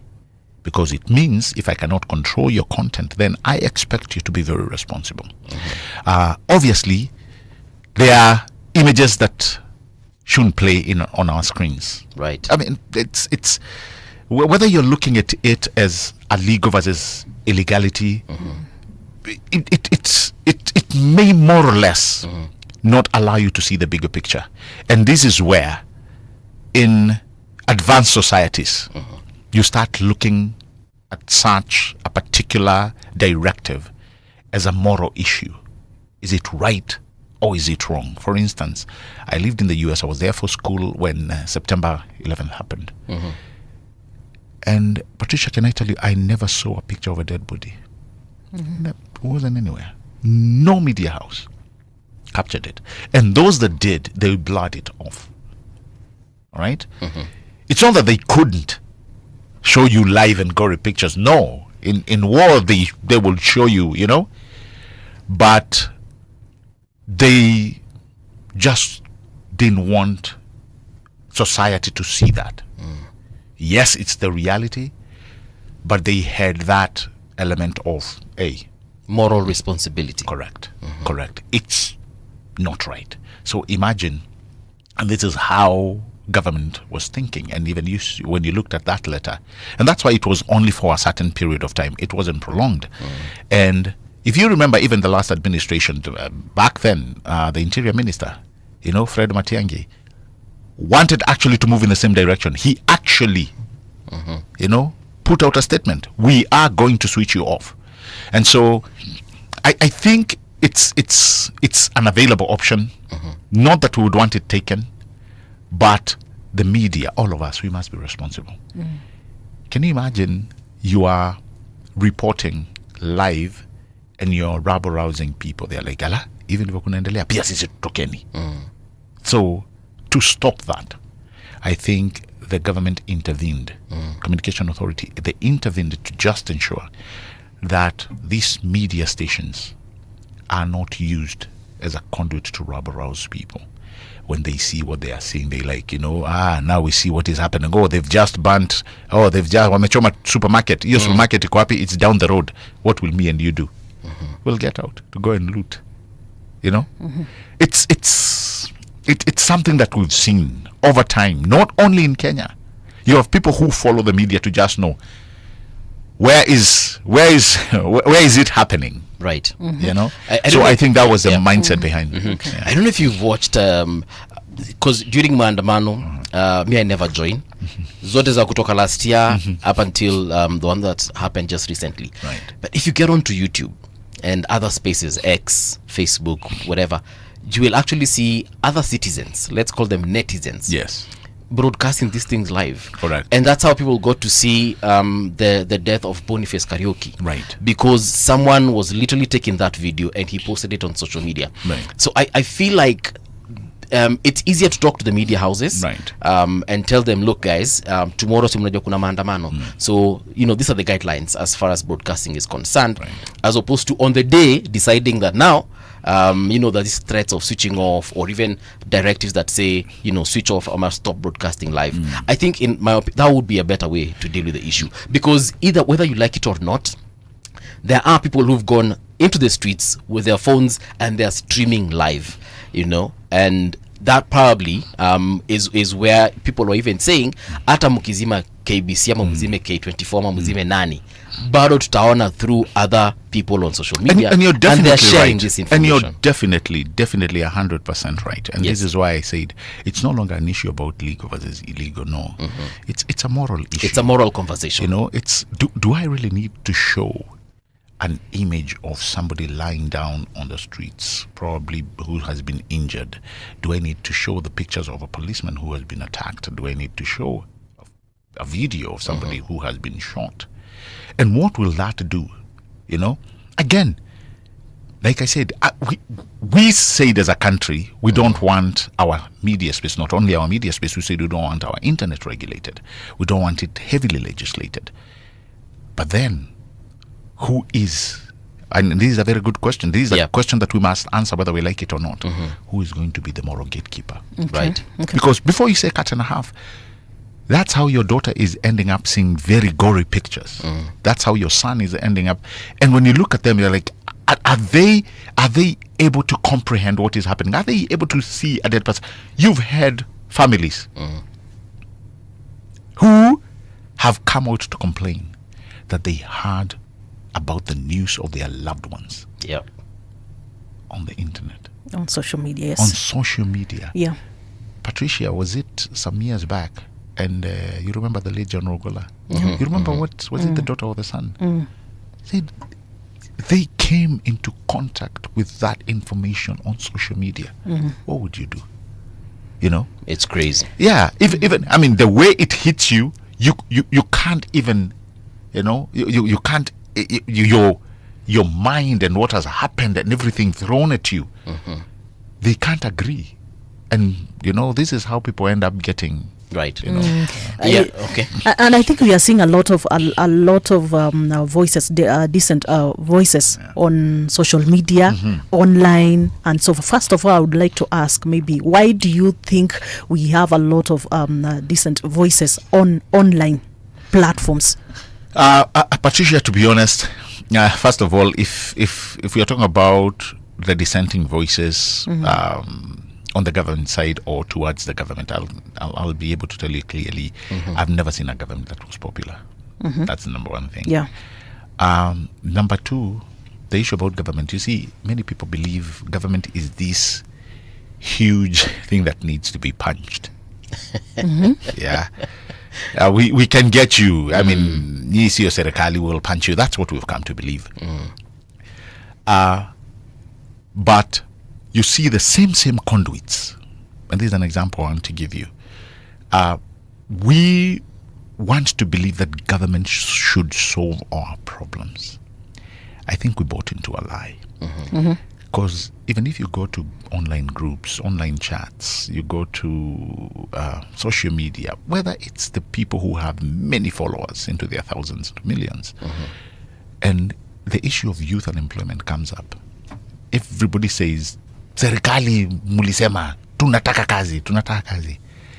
And I was telling somebody the other day, 2 weeks ago, I was telling them, even when we were growing up, I don't remember a place where we came and we said, you know, once we are finished with school, we expect government to give us jobs. It will never happen. No government in the world, by the way, can assure you that. The government's work, their number one priority is to create a conducive environment where me and you would be able to run commerce, we'll be able to go to work, we'll be able to do a thriving business. You know, that's the environment we expect from government. Hardly will you get a government coming to shake you up and telling you, kuja amka tunakuja kukupatia kazi. You know, unless you live in those era where people used to be taken to the military by force, you know, where you used to. But that's the work of government. And that's why you see the government sometimes is really hell-bent to try and open up spaces for our young men and women. What am I saying? Just look at in agriculture. We have so many new farmers. We have now a database of nearly 6.6, heading to 7 million farmers. It has never happened in the history of our country. We have a database now where we know where farmers are. And let me tell you, most of these farmers are young men. Yeah? So sometimes I feel you need to go to where the truth is. When you look at the Hustler Fund and now the Nyota program, these are programs that are assisting young men and women. People who have taken advantage of them can actually write a good story back home. Today, 400,000 people are in foreign cities working, not looking for work, working through the labor mobility. Already 400,000. Get out of there. We are heading now to nearly 350, 400,000 in our affordable housing. This is government opening up. When you look at the kind of domino effects the housing market has, just the other day I met a group of people, and this is a very good story. I met a group of people in Mukuru. They were welders. So they were told to, you guys go combine yourselves. And they were given heavy contracts running into millions worth of shillings to provide welding and steel work, window frames and what have you. But at the same time, you have so many young men and women who are getting knowledge transfers from those sites. Toka hapo, we have 76,000 teachers, young men and women who've been employed. Young men and women. Yeah. Again, unprecedented. Since independence, we have community health promoters, all young men and women. They never used to be there. We have climate works. What am I trying to tell you? The government, any opportunity it's getting, it's trying to open up, bend over backwards for our youth to get placements. Now, remember, are these community health promoters being paid or yes, volunteers? Oh yes. Oh, come on. You're volunteer. Hata ukitaka mtu a volunteer, will they volunteer for more than past 1 month? What I understand is that they get a stipend, not necessarily like a salary. But even that stipend, it is something they are looking forward to. Because it's not what you call a stipend. And it's another gateway for them to understand the medical field. So if you see, I mean, the government has really tried. Again, it is the only government in history that has opened up these opportunities. Truth be said. So what we are faced with is a generation, and I really don't want to throw any I don't use ugly words anyway, but I think all of us, we need everybody, mainly our young men and women, apart from just going on to social media and throwing punches at government, we need to wake up and ask ourselves, what is it that we can better ourselves? Because at the end of the day, you cannot expect the government to give you a job. All right. So watu ni kujituma. Still on that, I'm just interested about these people who have who are legitimate, those decent voices, and they are legitimate. How are you balancing them, and how are you taking whatever they are agitating for on the social media? Now, there are those who I'll tell you for sure, who will come to you and tell you, by the way, this is a concern we are having. And Patricia, I'll tell you, when we came in, there were people that were writing genuine concerns. The biggest concern, I remember, was IDs and passports. That was a major, huge concern. Tulikuwa tunalima kutoka asubuhi mpaka jioni. And so the president set out a team. I want to know what is happening. Why are people unable to get this document? Because, you know, I mean, we are all not new here. There was a time you would wait for your passport for how many years? For 2. Yeah. And then you had to go line up in your house, hongana, kila kitu, nini. That system was streamlined.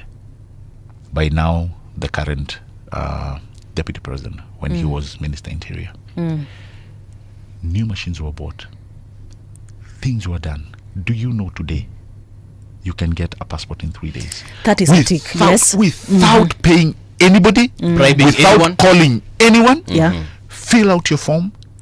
If you're in the job mobility, by the way, it's even faster. Like, you need to leave the country today. Guess what? They'll push and pull to ensure that you get that document and you fly out. And not only that, you didn't know something else. Do you know they are looking into ways with the Youth Fund and the Weather Fund? They are looking for, we call it a mutaratara, that if you don't have a ticket, there's a way they are arranging it that. So if I need to go to the States, and I need like 150,000 labor mobility, you don't have a ticket, they'll which employer are you going to work for? Unaenda wapi? See, it's the government hooking you up. They say, okay, we are paying your ticket. When you go there, this is how you're going to repay back. Not because we need the money as government. Yes, we do. But because we want the next person. Asaidike. Okay. And if we start understanding that, you know, I'll give you an example, very quick. Something had happened. I hope you read it in Japan. And here I'm talking about high trust. Usaidike alafu, you pay back so that isaidie mtu mwingine. We've never understood that concept. So in Japan, I think toll stations for some, and you know how those guys are so efficient, were broken. And guys were like, no, allow all the cars to go. People will be asked to pay back. And cars were allowed to go, to pass.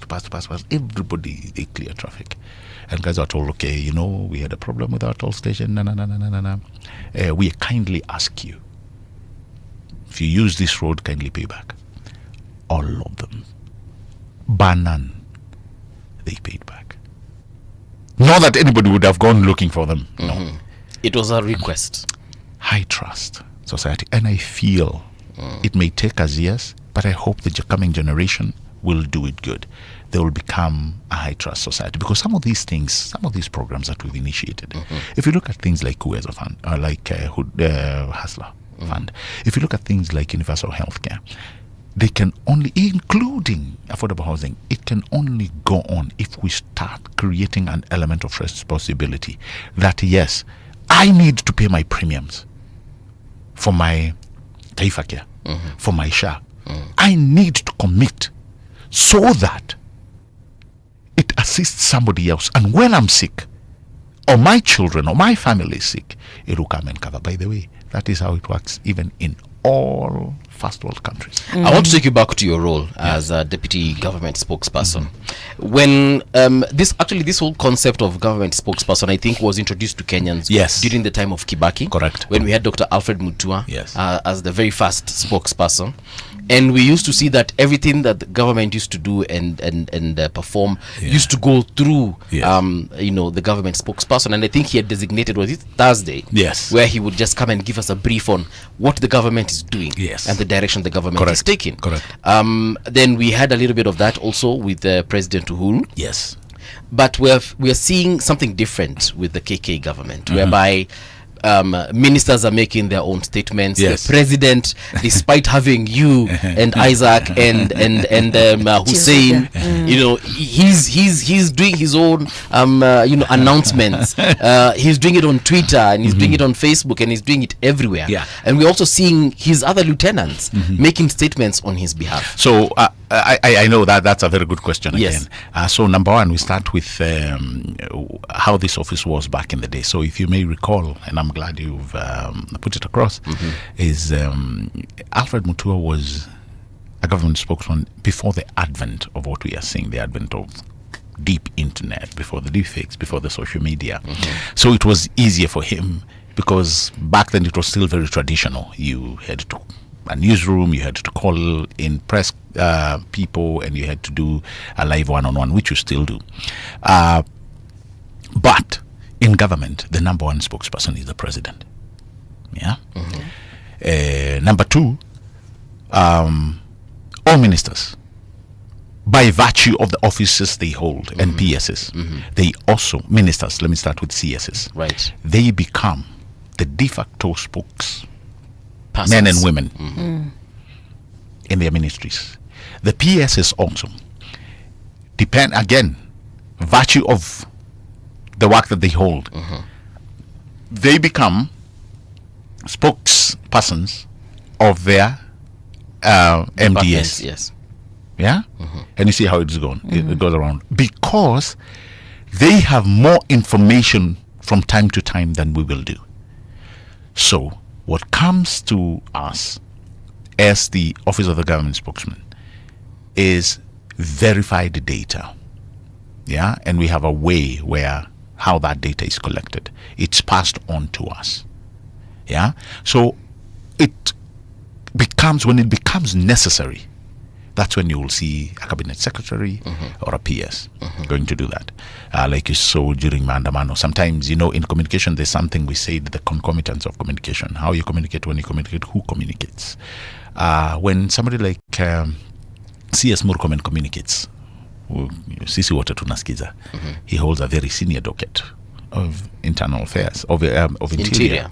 In national coordination. So we are aligned. Hapa iko nini? So when a cabinet secretary talks, it's quite high level. When the president talks, all of us listen as Kenyans. We want to know what is the president saying. So don't forget, apart from the president being the head of the executive, he's also a politician, and a good one at that. So every time he goes somewhere, there's nobody better suited to talk about the development agenda of his government Yeah. than His Excellency the President. Okay. Being that, again, it may not be well, agreed anywhere, but by being the president, he becomes the de facto number one. When we government see, spokesman. when now we see the president, the CSs speaking, like, let's just talk about what CS Murkomen said a couple of weeks ago, Yes. that really got the country angry, the shoot to kill order. Yes. Of course, we know he meant well. For Yes. people like myself, ninajua what he was Exactly, what he exactly, meant. exactly. But for the rest of the country, Yes. they won't see it that way. I know. They I will know. look at it as a reckless statement, Yes. right? And even the Right Honorable Prime Minister, former Prime Minister rather, tried to come to his defense and said, look, the guy, this is what he meant. Yes. He even apologized and so on and so forth. So why don't we just have your office take up this responsibility so that we can also stop calling our president a liar, because he says this one day, then Kenyans are seeing something different. No. So we can stop looking at CS Murkomen with hatred, Yeah. and we start looking at him as a CS he is, so that he can stop making roadside statements, and stop angering Kenyans, because already Kenyans, where they are, they're in a hurtful place. And I They're understand, hurting, yes. and I agree, in a way. Yeah. But the arrangement, to be honest, has worked quite well. As it is right now. Yeah, the way we've pushed communication, it has really worked. Okay. The only problem, and I think this is a con of man. We focus a lot on probably what has gone wrong or what's not working, and then we fail to see all these years where communication has been going well. But be as it may, I think it's also good for Kenyans to be asking for the context. You have seen how people edit videos. If you look at the entire video where CS Murkomen was talking, it paints a very different picture. Very different. Yeah? It's not where you go and cut really what somebody, there was conversation prior. And what he was saying, which is true, when a policeman is given a firearm, they are allowed to use it. Yeah? They are given provisions under their tools of trade to operate or to use that firearm, to protect lives, to protect himself, or to protect property. That is known. So when people take upon themselves, and I want you to look at it, I mean, without bias, when they attack a police station, when they attack a policewoman, a police officer like you saw in town, they go on, they hurt her. 300 policemen were injured.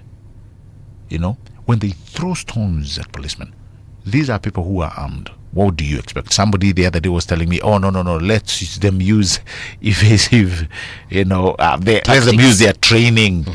I'm like, what training do you have when you have nearly 2,000, 1,500 people charging at 12 people? Okay, I said, look at it without bias. All right? Orders to shoot notwithstanding. You have to look at a police officer or a policewoman who want to save lives. And I think at some point, all of us must unite to protect our men and women in uniform. Do you know why I say this? Because to many of us, this is our last line of defense. Really, too many Kenyans who don't have bodyguards, who don't have watchmen at home, who don't have any other form of security. Your last line of defense is that policewoman, is that policeman holding a gun. And so it is easier, and this is what I've come to see, it is easier to punch them online, or when you see them during maandamano unachukua mawe unawatupia because you want to get the likes, or because you are live on TikTok or live on social media so that you can get likes. It's easier, and we are seeing it happen. But then ask yourself, who stands between you and danger? It is the very same person you're throwing around. This, and let me tell you, the work I've had policemen in the family. I've had men and women in uniform who have served this country.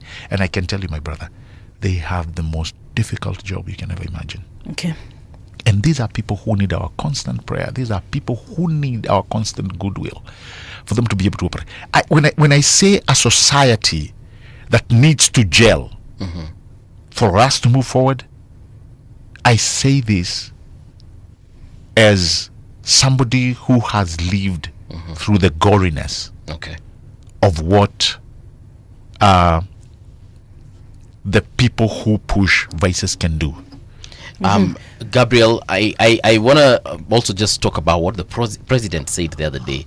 You know, wakati wa maandamano, you know, shoot this guy in the leg, take him to hospital on his way to the courts. Yes. How do you think Kenyans are taking this? Again. Yeah. Context is very important. And this is something I had this argument, by the way, with my son. You just asked. This very argument, yes. Banana, and he really was pushing. So, Dad, so you would like me to get shot in the leg? And then I stopped him right there and I go, you know, you've asked me a question, but you've not told me what you'd be doing. For you to get shot in the leg, what would you be doing? Where would you be? And then he looked, I don't know. Would it be that you'd be attacking a cop? Yes. Would it be that you want to burn somebody's property? Would you be that you want to burn somebody's car? Would it be that you want to hurt somebody else? Would it be that you want to attack somebody's supermarket? And he's like, oh, you see, I tell you, context is everything. So when the president said, me and you, I mean, we've lived in this country for yonky years. When was the last time you saw a group of people going and burning a police station? When was the last time you saw some of the things that we are seeing? You hear people have come and erected illegal structures on the road. Women are being raped. You know? I mean, yes, we've probably read about it. You know, in other jurisdictions, we've never lived it. We are living it now. I mean, we are not denying the guys who went and burnt supermarkets or, you know, raped women and caused all other forms of, you know, evil during Mandamano. But is it possible that if we look at the 31 individuals that lost their lives in the last Mandamano, you want to tell me that all these 31 were burning cars and, you know, burning supermarkets and raping women? I would like to believe, and let me put it very clearly, I would like to believe that they were not just seated somewhere peacefully. 31 individuals across the country. I would like to believe that they were innocent, but you cannot bet. The same question you've asked, I would ask you the same.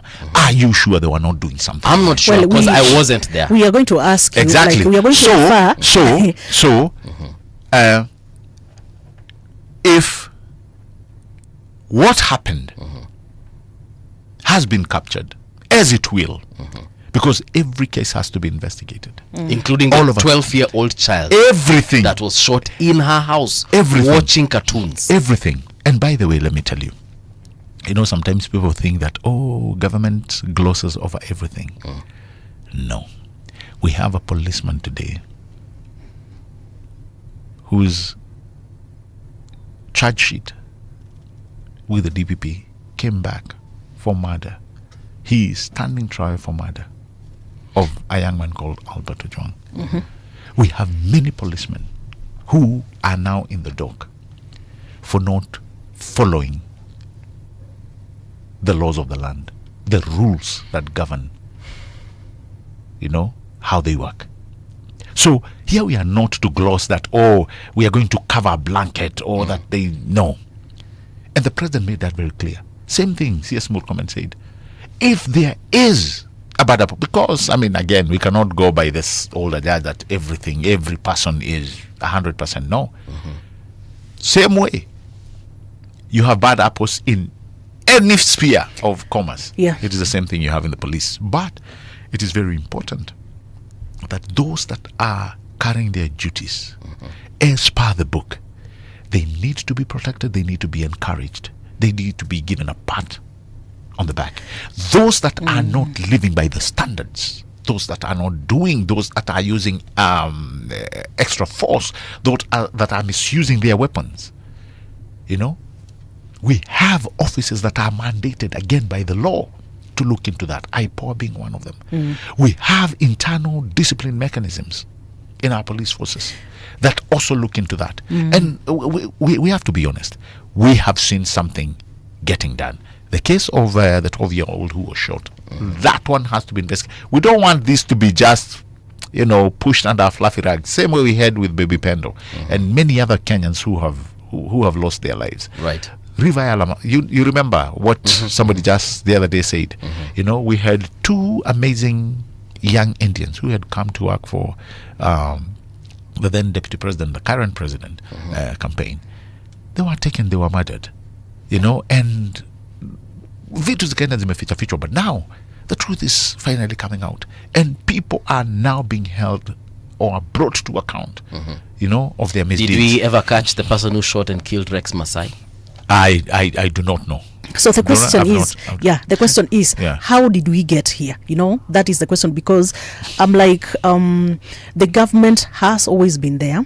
We've heard all these decent voices. Right. We have heard the youth complain. I want to understand, like, from your office, what have you been doing about the complaints, the agitation that the young people are really out for? Now, like I've told you, when I was telling you the issue about the passport, those were very genuine concerns. Many of the concerns that we hear, many of them are to do with governance, number one, are to do with corruption, number two, and employment. Now, on the employment side of things, I've told you. And you can see, again, without bias, the government it's the first government in history to really bend over backwards to open up spaces. When it comes to a conducive environment, it's not just the government. Hii maandamano lazima ishe. You know why? Do you know we lose between 3 to 5 billion shillings every day we close our country? We close the city for maandamano. And Nairobi being, it should be actually, Nairobi should be a low risk area.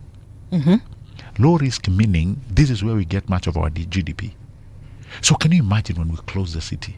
If you're telling me hii maandamano iko in places like na huko Turkana na huko juu, no pun intended about Turkanas, you know, that can be understood if not condoned. But now we close our city so many times, and we still expect to pay our debts. We still expect to pay our teachers. We still expect to pay our health workers. I mean, we still expect to build our roads. You know, universal healthcare. You know, new funding model. All these great ideas must be paid, but yet we are punishing the same county that gives us the highest GDP. So also the youth must understand the economic of our times. Number two,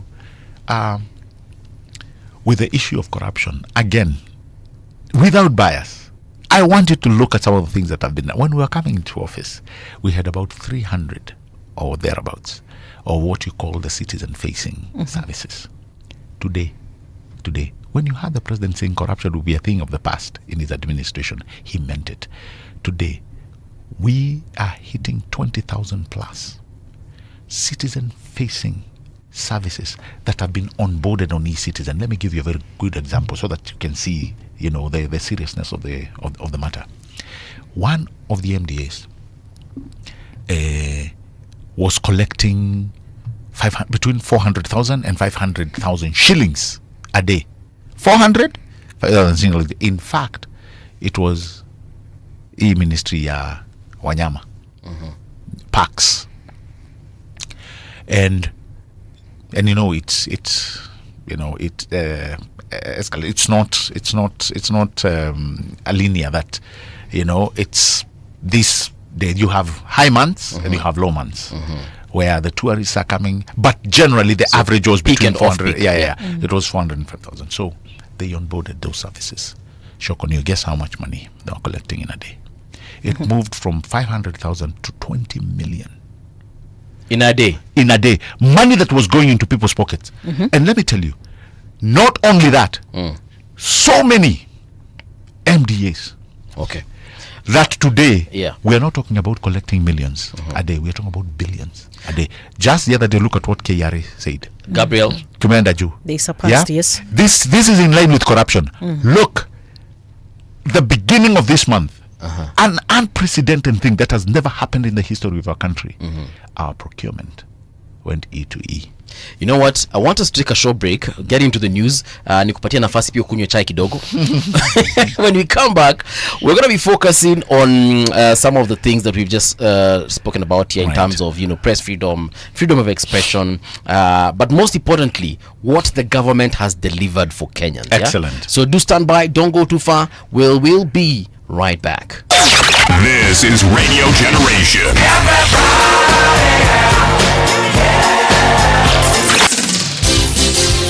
It's 8 o'clock. Radio Generation, the sound is fine. Pump it up, turn it high all the time.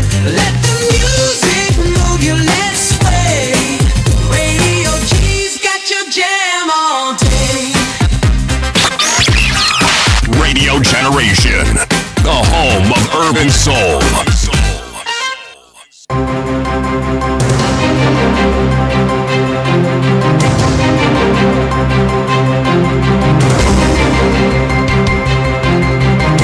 This is the Radio Generation News. Good morning, I'm Winnie Maganga. The family of Julia Njoki is demanding justice for their daughter who was allegedly beaten to death by police officers in Nanyuki after being arrested during the Sabasaba protest last week. According to her family, Njoki was heading home on the evening of the protest when she was rounded up alongside other protesters and taken to Nanyuki police station where she spent the night. She was arraigned in Nanyuki Low Court the following day and released on a 50,000 shilling bond, which they were unable to raise at the moment and resulted to her being held at Nanyuki GK prison remand. It was during this time that her grandmother Susan Rienye alleges she was brutally assaulted by officers and succumbed in hospital. A post-mortem on Julia's body is set to be conducted tomorrow. Kama lungu ndizo za kuwa the blunt object ndio alikuwa nayo, na hiyo ndio ilifanya mpaka ikafika wakati aka collapse, na anasema asikii mzuri, lakini maofisa wana ignore. And she was taken to the Rival Hospital Nanyuki to be treated, but when she was being taken, she was seriously ill. She cannot talk. She cannot even move his body. She was like dead. Kisumu East MP Shakil Shabir apologized after facing backlash of a viral video in which he was seen reprimanding a teacher during an official event. The apology follows a mounting pressure from Kenyans and education stakeholders, including Teachers Union, who condemned the MP's conduct as demeaning and uncalled for. The incident took place at St. Peter's Kindu Secondary School in Kisumu. I want to also issue an apology to all the teachers, even at Kindu. Emotions sometimes we have been a dam. So firstly, before I start anything, I want to tell you that I have a great respect for teachers. I am where I am with teachers, and so I want to offer an unreserved apology without anything else. Ninaomba tu, I'm sorry. I went out of line, and I feel I beg for your apology. KUPPET Secretary General Akelo Misori condemned the MP's action during a press briefing held in Kisumu on July 13th, 2025. Health Cabinet Secretary Aden Duale has supported the newly appointed Independent Electoral Boundaries Commission Chairperson Erastus Ethekon. The CS termed criticism. The CS termed a criticism against Ethekon as misplaced and ethically motivated. He praised the appointment of the new chair, who hails from the marginalized Turkana community, and urged Kenyans to focus on competence, not background. And today I'm very happy the first minority has become the chairman of IBC at Turkana. Very qualified. I know him at personal level. Very qualified lawyer. And people are comparing IBC not because they have a problem with IBC, because they have a problem with the chairman. Why is he coming from Turkana? But the constitution has given him, and the other members, and we want them to do Once IBC has been put in place, we know there will be election in 2027. Inshallah. He was speaking during an event hosted by Roweha International Academy. A coalition of youth leaders has called on the newly appointed Independent Electoral Boundaries Commission to uphold the highest standards of transparency and fairness. This comes as the new IBC team was sworn into office last week ahead of the preparation for the 2027 general election. The youths called on the commission to focus on being transparent and professional in their mandate. The appeal comes in the wake of the ongoing political unease over the credibility of the commission following President William Ruto's appointment of Erastus Ethekon as the IBC chairperson and 6 other commissioners. The appointments were made after a High Court ruling nullified a previous list of appointees made on June 10th. Also, I'd like to congratulate the new IBC officials who have just been appointed, and I'd like to really urge you to be people of integrity and be fair in the upcoming 2027 elections. We'd like to see our voice being aired in the results of the elections, and we would also like to see fairness. 10 people, including 6 children, have been killed in an Israeli airstrike while waiting to fill water containers in central Gaza on Sunday. Their bodies were sent to Nuseirat's Al-Hada hospital, which also treated 16 injured people, including 7 children. A doctor said there. Eyewitnesses said a drone fired a missile at a crowd queuing with empty jerry cans next to a water tanker in Al-Nuseirat's refugee camp. The Israeli military said there had been a technical error with a strike targeting an Islamic Jihad terrorist that caused the munition to fall dozens of meters from the target. And that's the truth on Radio Generation. Good morning, I'm Winnie Maganga.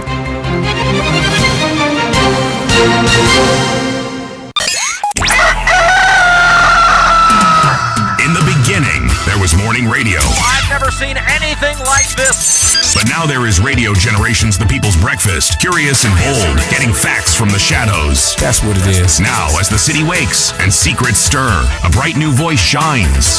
The People's Breakfast. Your morning, your voice, your journey. You got it locked. Good morning. Good morning, my neighbor.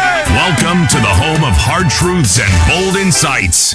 Radio Generation. Yes, indeed. We are the home of hard truths and bold insights. My name is Mungala Mbuvi. I'm with Patricia, and we're just having a conversation here with Deputy Government Spokesperson, that is Gabriel Muthuma, highlighting some of the issues that have been plaguing the country. One thing he has mentioned is that regardless of what is going on out there, makelele imepigwa mingi, but the development agenda is still on course, and we're going to be asking him about that. But before we do that, I was interested in finding his thoughts on just freedom of expression, because from the time of forget Moi, we know we had a lot of issues with that regime, but when we got into the regime of Kibaki and that of Uhuru Kenyatta, we hardly heard of people disappearing and abductions and so on and so forth, forced disappearances, like we're trying to be politically correct and calling them. But in your opinion, do you still believe we have the same freedom of speech we had before the KK government? Because we are having bloggers, people putting out pictures, harmless pictures if you ask me. Yes, they might be offensive, but why would a person who just posts his creative thoughts on what is happening to his country end up in a dungeon somewhere, for lack of a better word? Number one, do we have more freedoms than we did back then? I think so. When we and I don't think we can compare those regimes. Right. One, did we have forced disappearances back then? I think we did. The only thing is that there was no ready available information like we do now. You're saying they never came to light? They never. Of course, so many things never came to light. But if you go around, people will tell you, we had our friends who disappeared, we had people who murdered, we had people who died. We have something like the murder of Robert Ouko. We still talk about it today. The JM karaoke, we still, the Pio Kamampito. These are things we talk about. But as they were then, I think today it's very hard to conceal, information in the world we are living. But at the same time, you've talked about people putting out images. Number one, you see the same constitution that gives us these freedoms. And here I want it to put in a way that we all understand. What the Constitution does, it allows you the freedoms to do what you've just said. Yeah? But at the same time, it is the same constitution that demarcates where you should get. What am I saying? Look at Article 37. Yeah? You have the right to picket. You have the right to demonstrate. That's a constitution. But at the same time, it tells you those demonstrations and picketing must be what? Peaceful and unarmed. That tells you that there is no absolute freedom. And we need to get it very clear. There is no law that allows you to do whatever you want unilaterally. You know, I keep telling people, and it comes every time I say this, people are like, yeah, Gabriel, what did I say? I tell people the highest level of freedom is nakedness. That's the highest level of freedom. Okay. When you go to your house, Patricia, you've gone into your house. Right. It's your house. You have the freedom. Yes. To do whatever you want. The first thing, unatoaga jacket, unatupa, ukijisikia to walk naked. It's your house. Yeah. You have the freedom. But can I tell you something? Common sense must precede that freedom. What do I mean? Even with that freedom in your house, you cannot go to the toilet in the kitchen. You understood? Yeah. Why? Because common sense must precede. Even though you have freedom to do whatever you want to do in the house, there are things you cannot do just because you have the freedom. Common sense must prevail. It is the same thing when we come out here. When you want to put something over the internet, you may think you have the freedom, but common sense must prevail, because you cannot say you have a freedom to hurt somebody else. For me to put deep fakes on you because I believe I have freedoms, and because I believe I have some free Wi-Fi, and I believe I have some bundles, and what I can do is to hurt you. I am messing up with your freedoms as well. And that's why you see, you have the freedom of speech, which is limited by libel. Somebody will take you to court. You have the freedom of movement, correct? Yeah. Then why do we have the limitation of trespass? Why is it that you cannot? You have the freedom to walk everywhere you want, but there are places written, if you go past here, it's trespass. Why? It limits your freedoms. So we need to understand this. We don't have absolute freedoms. So for me to say that I want to go out there and picket and do maandamano, yes, you're guaranteed that freedom. But there is somebody who wants to open their shop in town and become productive and sell and be able to take their children to school and be able to make a living and be able to pay the employees that they've hired. So again, I said common sense must precede the excitement of going to town and saying ni maandamano. We must be very alive to these sophisticates. You saw just the other day, again, based on our freedoms, peaceful protest. You saw the lady from County Supermarket. I couldn't watch that video twice because I felt what that woman was talking about. The deaths that have been reported notwithstanding. This is somebody who has built a business over 27 years. Starting from one pump, diesel pump, she was telling us, educates nearly 100 students, not of her own. 300 employees she has employed. She is somebody who is a leader in her society. She's not even a politician. She's never wanted to be a politician. She does not subscribe to any political party. Yet today, she's back to square one. Because of what? The freedoms that we have. Because that's what rings home. And so we need to ask ourselves, at some point we must have these conversations, or this conversation. When the church came out and said, Kenya is, was it the Anglican church? When it came out and said, listen guys, we want to do away with this maandamano because we've realized we are going the wrong way. So I think all of us, in our own unique way, we must start asking those questions. And this is a conversation that this country must have. Are we moving forward? Are we progressing with these mandamanos, or are we retrogressing? If we do not have a staid answer to that, then we are looking into the abyss. And this I can say without fear of contradiction. Because, let me tell you, we think sometimes we are immune to these tribulations of civil strife. Haiti probably would never have thought they would go the direction they went. If you look at, because I did that history a lot, and I really read about it. I read I read a book by a general who was heading the United Nations missions in Rwanda, called Romeo Delea. And he wrote about the radio mail calling and how they started using same things we are seeing. Humor, ugly humor to describe, to taunt. Guess what, guys? It started like a joke. Started like a joke until one morning people woke up and found 1 million people dead. It only takes a spark sometimes to get the fire going. And that's why I'm saying, as a country, we need to just hold back and say, okay, both as government and normal citizens, helped by the religious leaders and other community-based moral gatekeepers, where are we going as a country? Are these freedoms that have been guaranteed to us by the Constitution, are we utilizing them the right way? Because therein lies the question that you asked. Do we have the freedoms that we need? Question should be, are we using the freedoms that have been guaranteed to us? Are we using them the right way?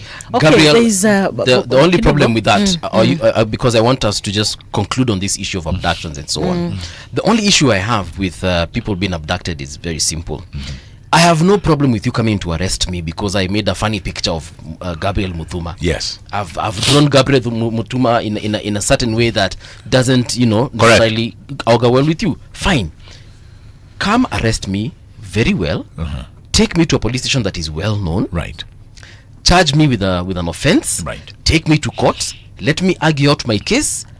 Let the punishment be meted on me as it should be. Right. The only problem that Kenyans have is when Mbuvi has made a statement or has written something on X or has made a certain picture, then suddenly we were together with Mbuvi in the evening this morning. Mbuvi is nowhere to be found. Right. We do not know a single police station is being taken to. Then Mbuvi reappears a few days later or even a few weeks later, shaken to the core, amenyoloa nywele anakaa kama mabusu, and then he talks about atrocities would not like to say on air. Correct. So those are the kinds of issues that people have. I've done something wrong on social media. Fine. Arrest me. Take me to Central, Lama to Ngong Road. Take me to, I don't know which one is close here. It's Capitol Hill. Right. Take me to Capitol Hill.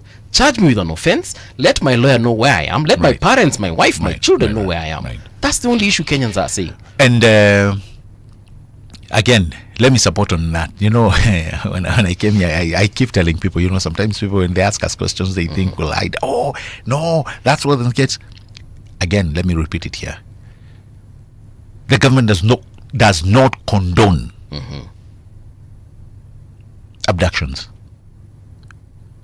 We do not condone abductions. I do not remember anywhere in the rule book that says people should be abducted. But people are being abducted. That, if there's a case, again, and that's why we have the investigative arms. Now, there's a very thin line, and you have to agree with me. Okay. There's a very thin line with what now people are calling abduction. We've seen people saying, I've been abducted. Yeah? We had a young man just a few... The young man. That young guy. Said he'd been abducted, and people came out, only to realize the guy had not been abducted. And we had a judge there who came out so strongly and told the DCI and the IG of police, produce this guy. And the police are telling me, we don't have him. No, you produce him. I know these games. Guy walked into court. Same court said, don't arrest him. Are you seeing where we're going? When somebody is arrested, like you've said, you're supposed to be taken to a gazetted police station. That's what happens. And then you're supposed to be charged in court. But having said that, we are starting to see cases. You remember the MP, Koimburi? people have started dramatizing and over dramatizing this thing called abductions. I remember just the other day somebody was arrested in full broad daylight, and guys went to social media, oh, he's been abducted. I think we need, like I said, with a lot of freedom comes a high degree of responsibility. We need to be mindful, we need to be careful, of the things that we are putting out there, of the things that we are saying. And the IPOA and the security apparatus, right, they really need also to have a conversation with our citizens of what is being defined as abduction or abductions and arrests. Because every person now being arrested, the first thing they shout is, I've been abducted. I've been abducted. Even when a police officer comes and tells you, like the young man who was arrested in town, he was going that direction until somebody said, no, wait. They came here and they identified themselves. There could be the instance, if you've used your phone, and in many cases I have seen, your phone, the first thing that they get to is your gadget, because they want to preserve the evidence. And so probably you'll hear somebody saying, oh, I was kept incommunicado for 10 hours, and after that they came to me and asked me, could they call somebody? Well, somebody was telling us. Yes. They only came to ask me after 10 hours, can they call somebody? And I told them who to call, and they called, and the person came in. And so I was telling them, so do you still consider that as abduction? Said, no, but when I said what I did not know what was going to happen. So you see, again, false misrepresentation. And we are going to see this for a while. But at the same time, I really liked one of the people that I was talking to, because he was very honest. He said, no, me, Enyewe, I knew there's something I had done wrong, and but I did it at the height. I didn't know it would be injurious the way it has been, but they were very nice to me, and I was presented in court and things, I was given a bond and I came out. But I still could feel that there is let me call it a spirit of some sort, that many people, when arrested and they get a chance to speak out, they use the word abduction. You know why? Because Waswahili yusema itazua hisia. It will cause an uproar. So again, we just need to be careful. Even when the right thing has happened, it is good to say, guys, yes, I was arrested, I've been taken to this police station, this has happened, and this is why I am. You can come visit me, you can come see me. Okay, there has been claims of the government-sponsored bloggers. Yeah? And of course, at this time, we must admit that we have technology, right. And of course, the government will have a lot of challenges in trying to regulate what is really happening. Right. So I want to understand, maybe, what is your take? Is it true that we have government sponsored bloggers who are coming with counter hashtags and so forth? Is it true? I wouldn't want to call them government bloggers, but I know there are so many people, young men and women, who work for the government, and their work is to position the truthful element. And we, even in our office, we have people like those that we work with. When we there's a program happening, and they detail the facts, and they push that, and they say, by the way, this is the true story, this is the true narrative. Yeah. So I don't know about the government bloggers. They could be there. Somebody could, the government is a huge machine.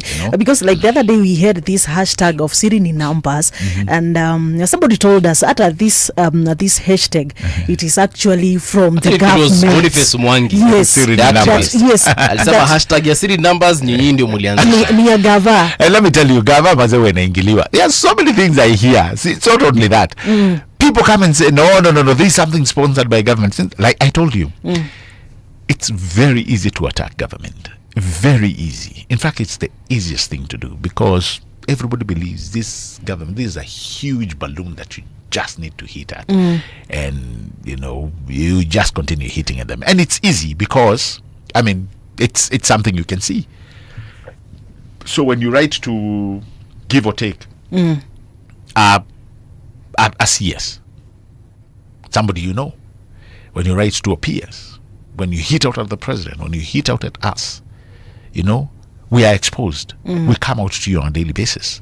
We come out to tell you something. We come out on video. We come out on radio. Right. So it's easier to attack. Very, very easy to hit at So us. my question is, if we have this kind of people who are able to push for the right information about the government, I'm looking at it like, okay, why abduct somebody because maybe they wrote something? Why don't we have these young people ambao mko nao trying to counter and giving us the correct version of that? Let me give you an example. You are allowed, not the government, you as an individual, as Patricia Wayua, you are allowed to go to the police station and file a claim when somebody has gone against or contravened the laws of the land. Remember, we have the Cybercrime Act in Kenya. You're supposed to, not to go against the provisions of that act.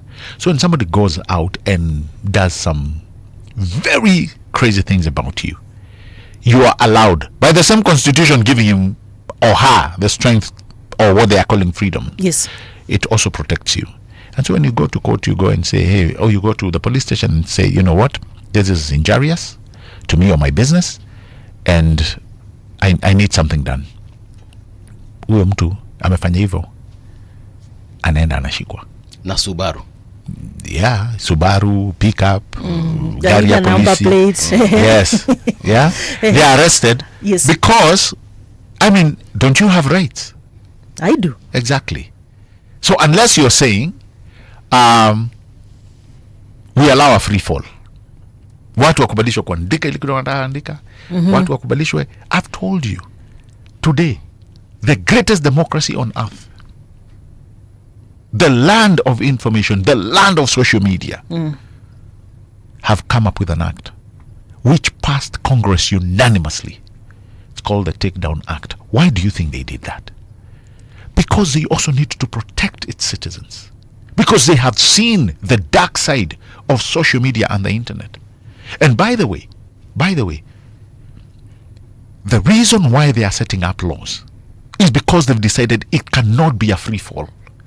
Otherwise, you're going to hurt so many people, you're going to hurt so many businesses. Have you ever seen somebody just wake up from nowhere? The way we sometimes come up to some of the private sector companies that we know. Tunaoingilia, wanasaidia government, tutawacha kutumia hii service. Have you ever seen something like that in the US? Somebody wakes up and start hitting at companies like Microsoft, like Nvidia. No, because those are people who will take you, they will take you on the legal route until you spin. You know why? They have a brand. Anything negative affects their stocks.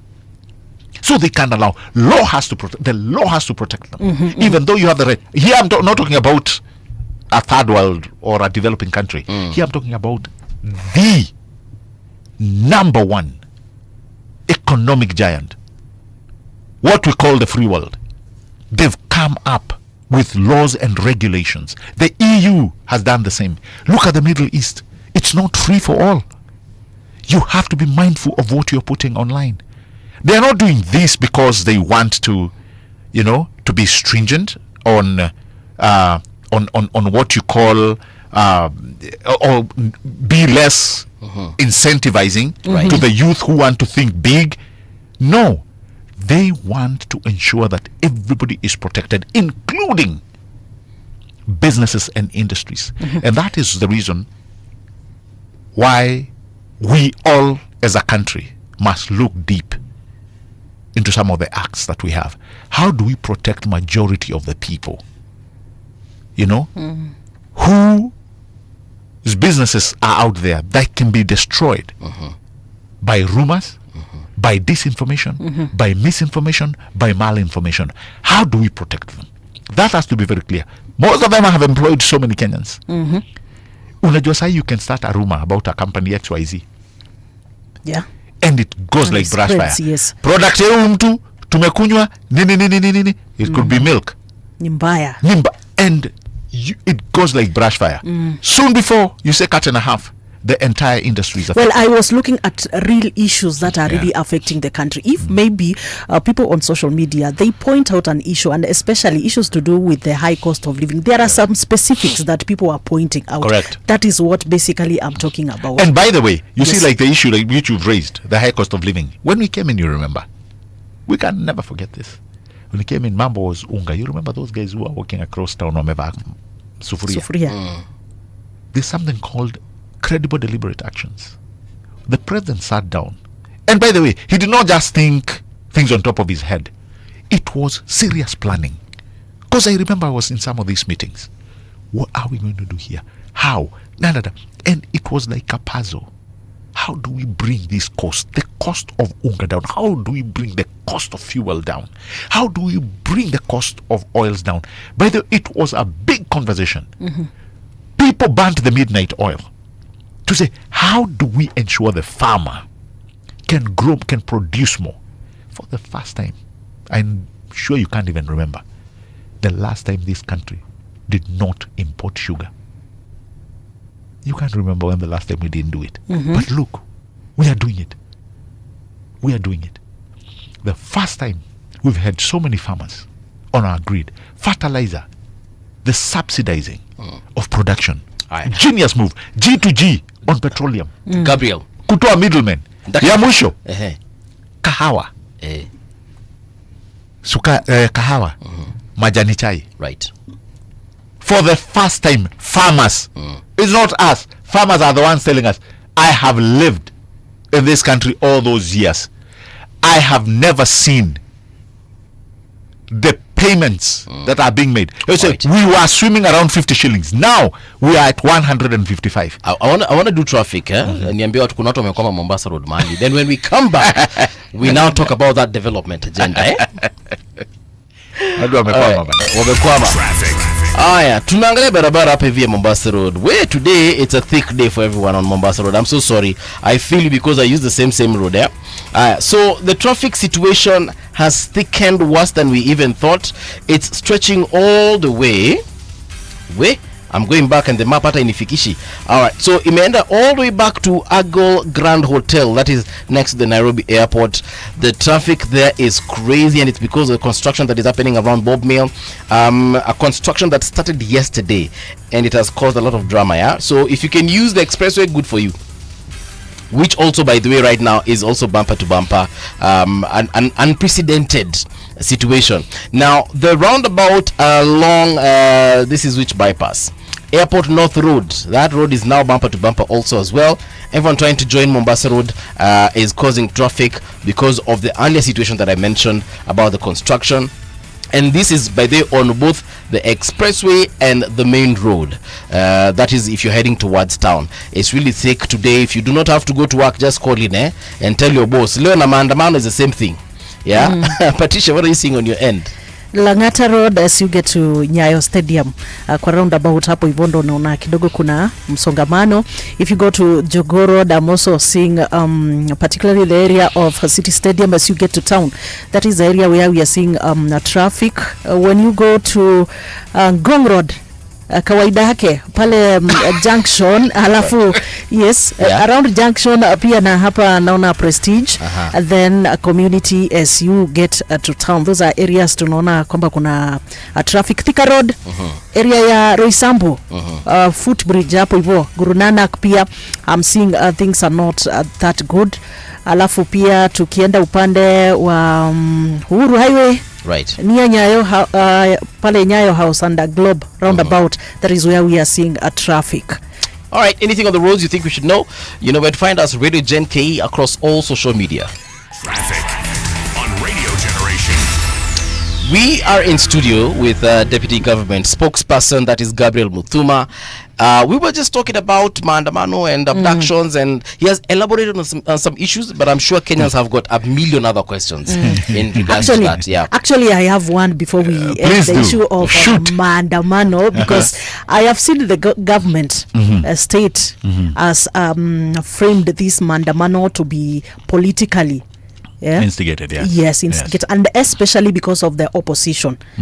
Na tukisema tena maandamano ni Gen Zs, umesema we have been talking about Gen Zs kuwa peaceful katika maandamano, but then tukiweka maneno ya political, we realize that it is not necessarily the Gen Zs who are on the streets. Correct. What is your take from where you sit? And again, because the government has said that hawa ni politician. Correct. Do you have specific politicians ambao mnajua hawa ndo wame sponsor? We already have one in court, and you saw it on video. He was all over with his car that doesn't have plates, dishing out money, you know, where these things were planned, you know.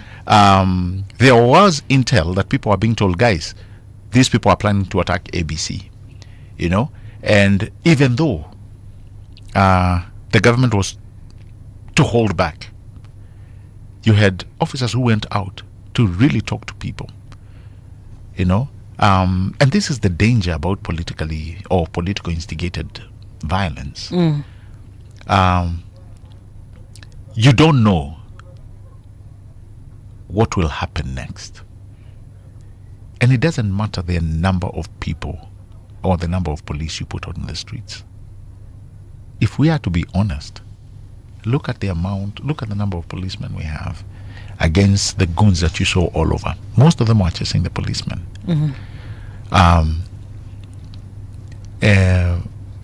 There are people who would claim my competitors were doing this. You know, you could tell the organization that was done. For instance, look at what you saw around OTC. And then somebody went running very quickly, the government organized. And then you ask yourself, when the government says we are going to shoot these people, or when the president said wapige risasi kwa mguu, somebody says no, you can't shoot them, and they're like, okay, help us understand this. If they are my people, if they are my goons, if they are the people I organize as government, why are you not okay with me punishing them? And you see, it's an issue where you can tell who the baby belongs to, and so it beats logic when you say you want to lead a people, but the same people you say you want to lead, you're leading a group of mercenaries, terrorists so to speak, to come and destroy work that they have invested in for many years. And do you know why sometimes you do this?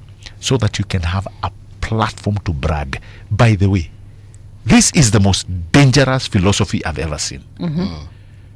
That the people's businesses can be destroyed so that you can come up with a narrative. I had one crooked guy saying that, and by the way, and I'm sorry to say this,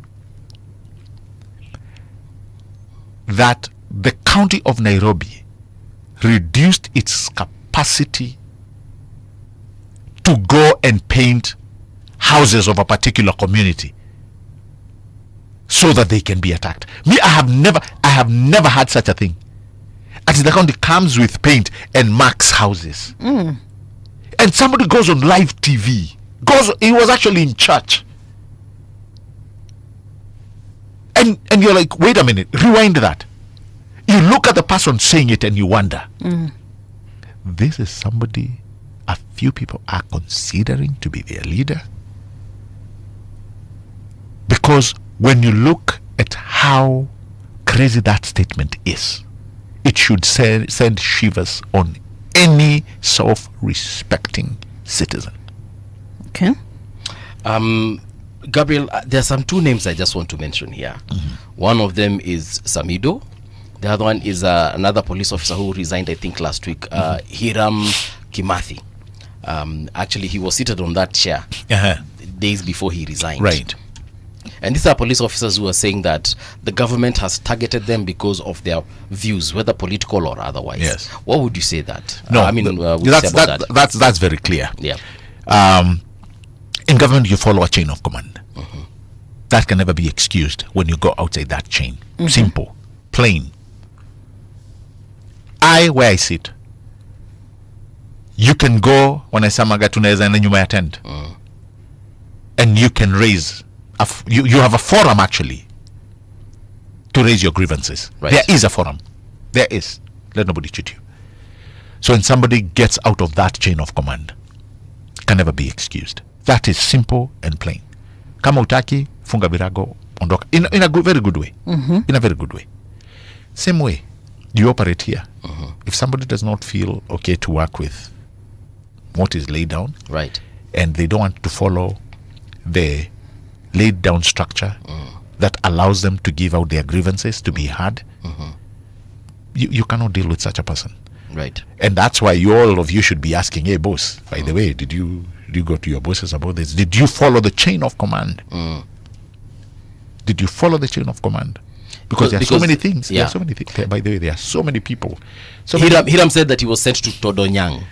And by the way, let me ask you a question. Was taken to Kapedo. Let me ask you. Yes. Are there people? Yes. Who are there people not serving in those locales? There are people. You know, there are. you cannot say. But no. You cannot say. To be honest, for the issue of Hiram Kimathi, he says he's the only one who was taken. So transferred. if he was, and you know, I can't speak on behalf of the police, but I'm just giving you an example. And this is my opinion. I would say, so if he was sent to, let's say he came from Nakuru, if he was sent to Nakuru, would he be complaining? I don't know. Probably he'd be happy. Oh, I've been taken here home. So listen, there are people who are serving in those locales. Yeah. Again, I told you it's a chain of command. You're given assignment, you do it. You carry But the assignment. why is it? And now that's that why. he has And that's got, why. That's what differentiates. That's what differentiates. Right. That's why they are called. It's a disciplined force. It's a disciplined force. Okay. Yeah. That's why you wear our crown. That's why you wear your uniform, because you're a disciplined officer. You are there to serve. So, boss, ukiambua ni Kapedo, enda Kapedo. Yeah. There are people serving there. Don't we have our men and women in uniform? I'm sure they're there. But I think you heard what, like for Hiram, you heard what he was agitating for. Yes. Was the agitation genuine? Maybe just to ask. Can I ask you something? Yes. And again, without bias. Without bias. Right. Assume Hiram finds himself in a corner. He has his gun. He has 20 people charging at him. Right. Nowhere to go. Baying for his blood. Would he use that weapon? I mean, I'm sure he would. Thank you. But someone would also ask. Someone would also ask. You see, we need to be mindful of weaving narratives that appear to support our stance at each particular moment. Because if you become a weaver of narratives, I can guarantee you that at some point you're going to start making reckless utterances. Because you are not standing on any firm ground. Your truth is shifting from truth to alternative facts. And that is what I felt when I started following about him. There are so many things that didn't. Listen, I told you, if his concerns were genuine, there is a forum to address those grievances within the police force. There are offices put there purposely to hear those grievances. And I would bet many people use them. All right? Nobody is forced to do anything. You follow command. Anywhere.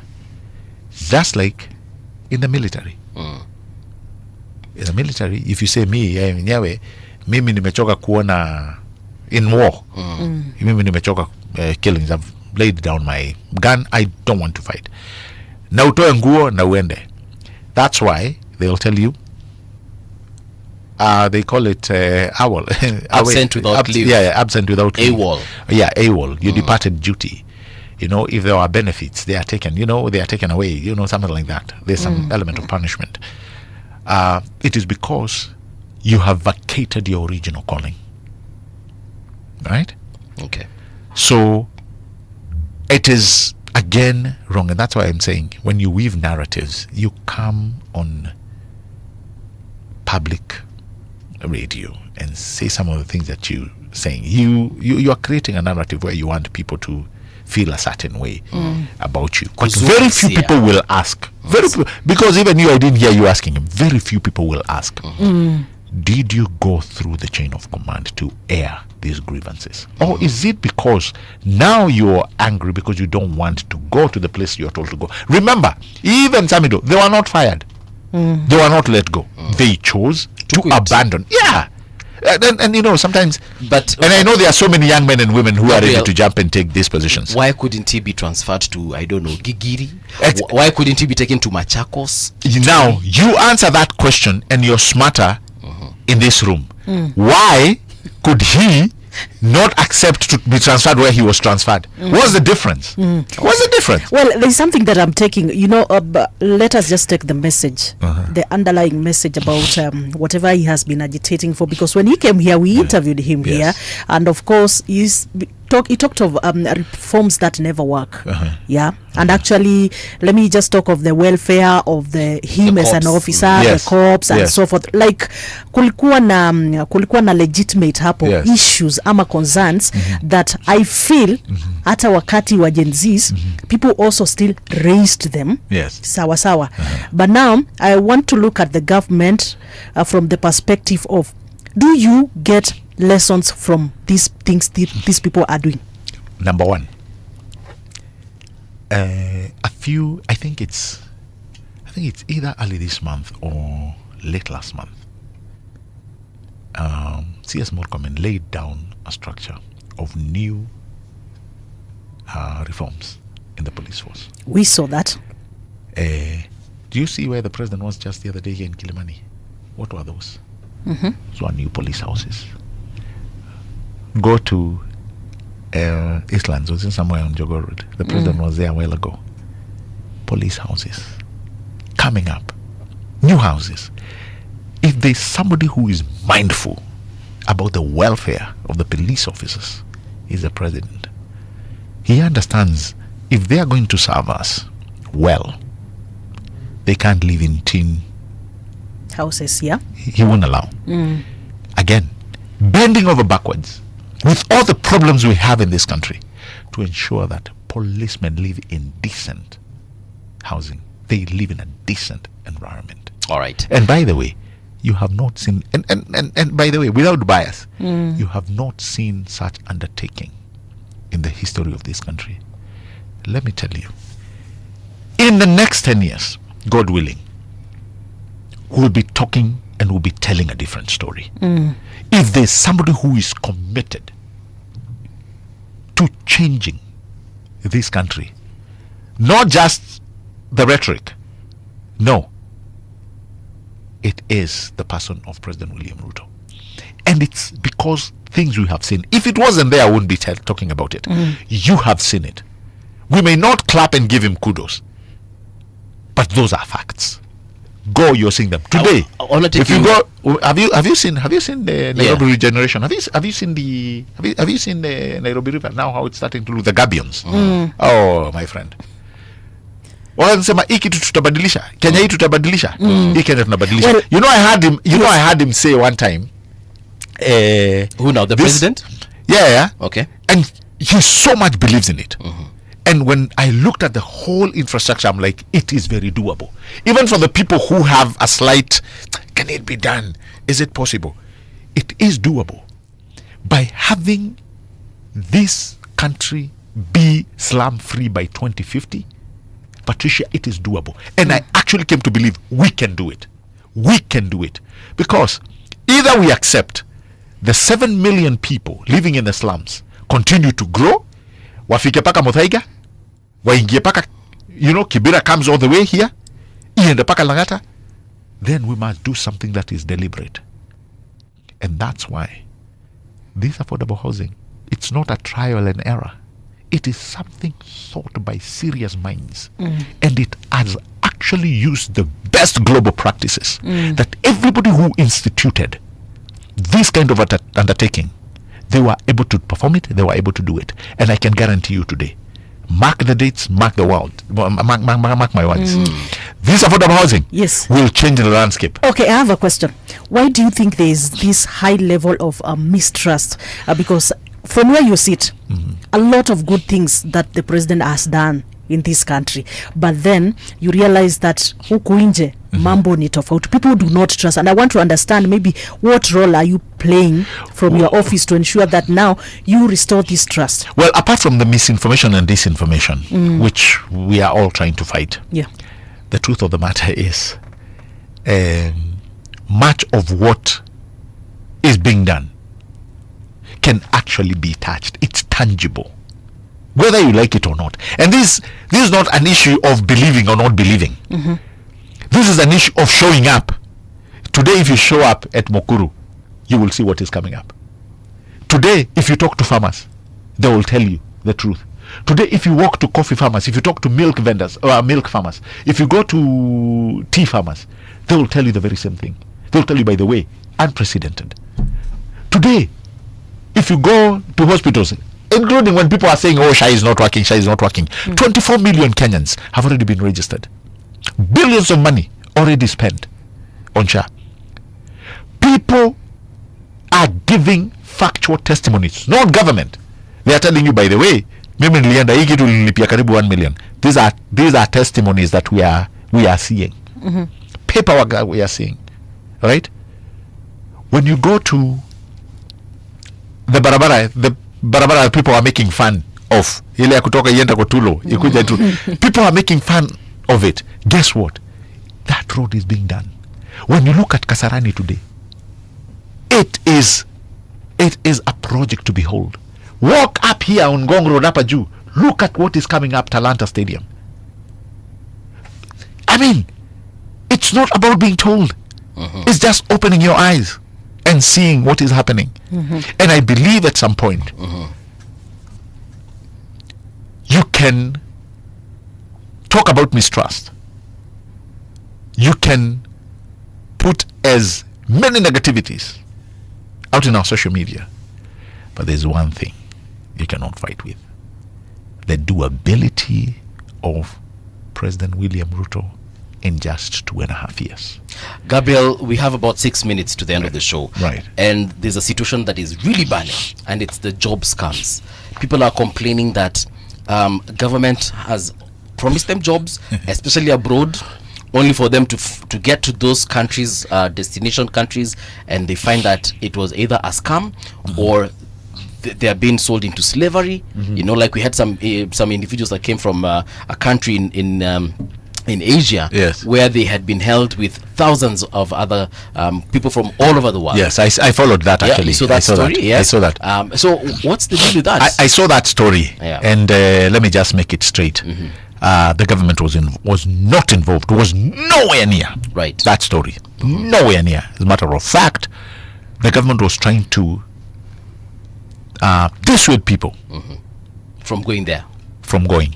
Right. Somebody is going to Iraq, the government had actually put a huge banner: do not go to places where we have not entered into an agreement with. And this is now the beauty with what PS Rosalind Njogu is doing, with what the ministry is doing, and with what the president has done in opening up that space called labor migration.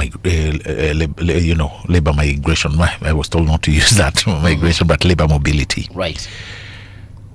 For the longest, it was the agents that were taking people for the longest. The government was not involved, you remember? And that's why you used to hear, our son, our daughter went to Saudi Arabia, we've never heard from them, we don't know whether they are okay, we don't know what happened.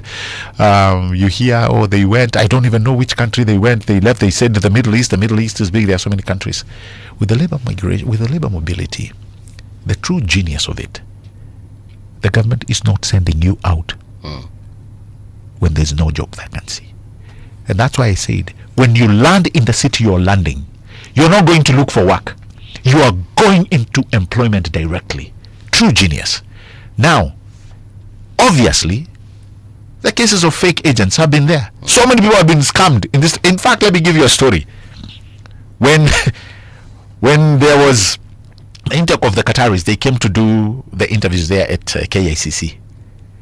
You had so many agents who set up shop outside to confuse Kenyans. Okay. Because mimi ndio niko na hii program. And by the way, Kenyans were being conned. They were coming inside and telling us, mimi nimekuja na hii nimepatiana 20,000.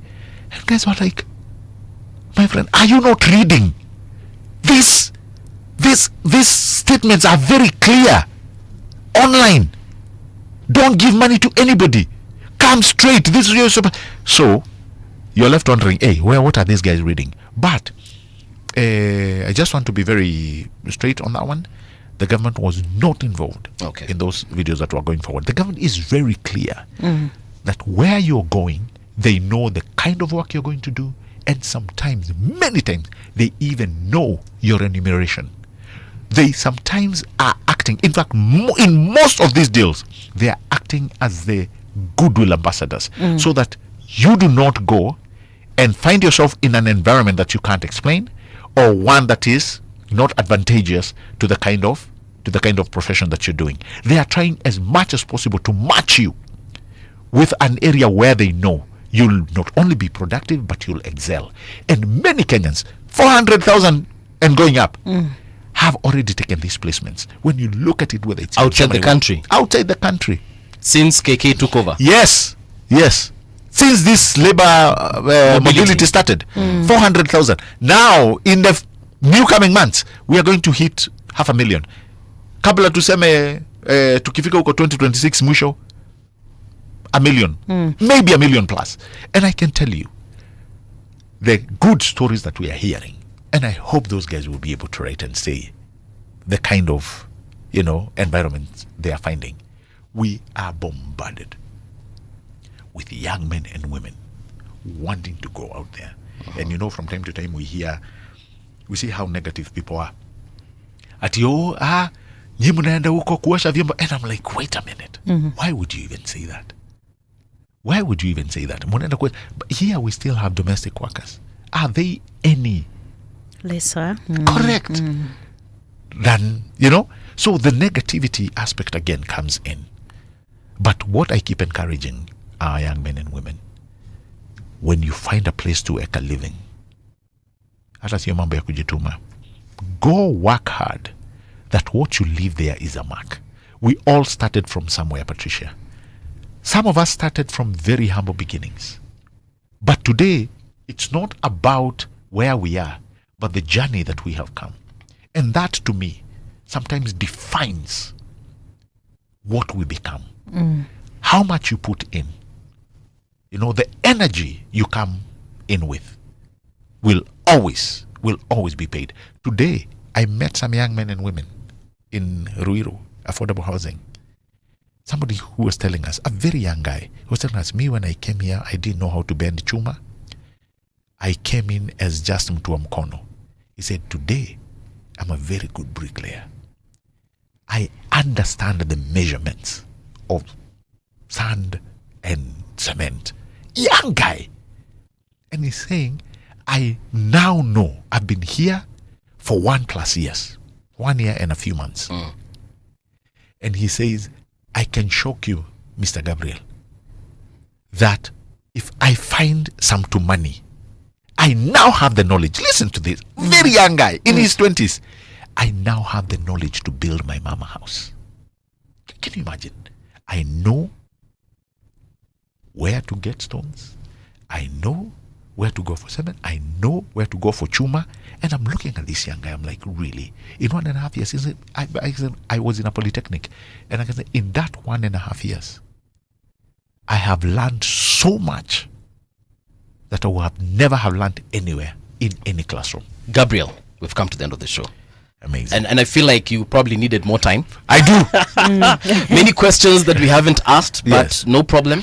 You invite me time and again. Yes. Na tafadhali utulete president sasa. Tutamwambia. Ni hapa tuko na mpaka chai. Nasikia anapendanga chai. Chai. Strong tea. Ama ni mursik.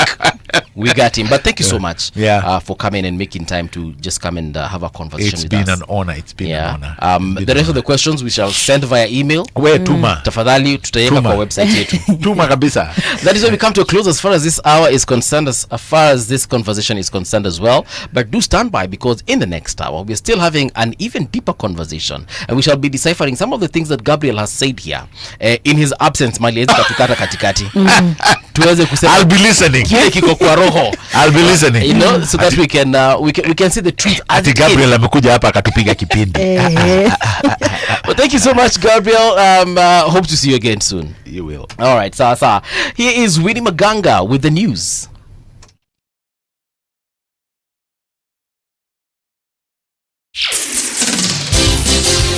It's 9 o'clock. Radio generation, the sound is fine. Pump it up, turn it high all the time. Let the music move you, let's sway. Radio G's got your jam all day. Radio Generation, the home of urban soul.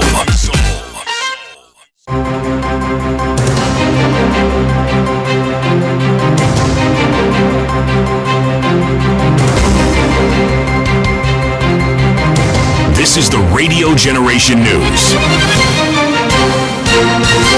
Good morning, I'm Winnie Maganga. Health CS Eden Dwale says that 3.5 million children out of a targeted 6.5 million have been vaccinated for measles as of July 12, 2025, a week after the campaign was launched. He added that 13 million people have received the typhoid jab against a target of 19 million. The CS assured the public that the vaccines are safe and certified by the World Health Organization. We are doing mass vaccinations for our children against measles and typhoid. Measles, we started last week. I think we started last week, Saturday, here in Nairobi. We are supposed to vaccinate 6.5 million children in Kenya. By yesterday, we have done 3.5 million. And typhoid, we are supposed to vaccinate our children against typhoid, 19 million. But by yesterday, we have done 13 million. We will do the other 6 million. It's good they'll go to schools, health centers, it's free. And it is satisfied by WHO, the World Health Organization ourselves.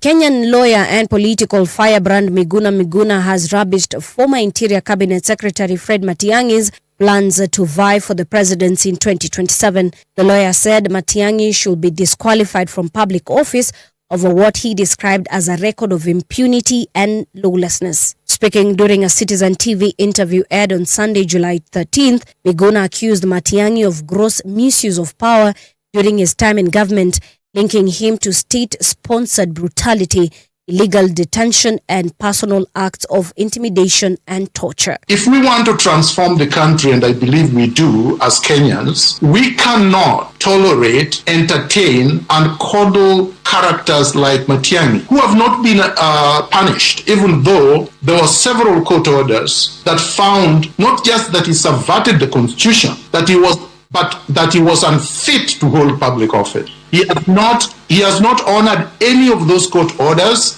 He has not paid the damages that he was awarded to pay, including the conviction by Justice Odunga on March 28, 2018, which he has not paid, contempt conviction that he has not paid. Tourism CS Rebecca Miano has urged the church to lead in praying for peace and stability in Kenya. The CS warned that unrest could harm the country and deter tourists drawn by the country's peaceful reputation, adding that Kenyans must safeguard the country's well-being.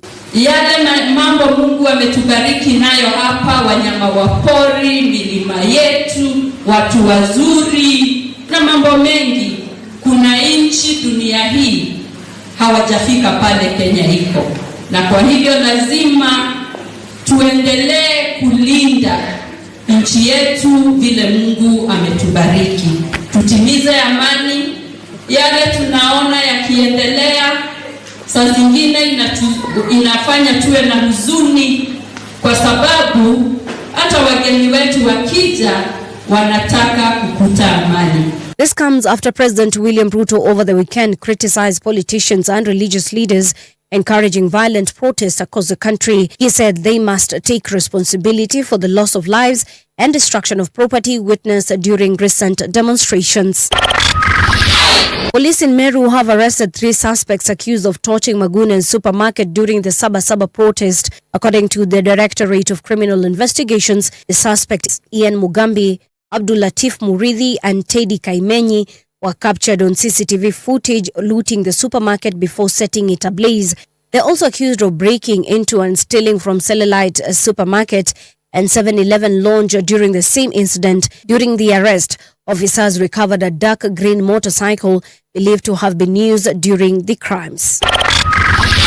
Cole Palmer inspired a stunning Chelsea performance as they downed European champions PSG to win the first edition of the newly expanded Club World Cup. The England attacking midfielder scored twice and set up a brilliant third goal for new signing João Pedro in a comprehensive 3-0 win over informed PSG at the MetLife Stadium in New Jersey. Palmer scored a low shot past goalkeeper Gianluigi Donnarumma in the 22nd minute after Malo Gusto ran in behind Nuno Mendes. He added a second with a neat dummy and identical shot from the edge of the box just 8 minutes later. And that's the truth on Radio Generation. Good morning. I'm Winnie Maganga.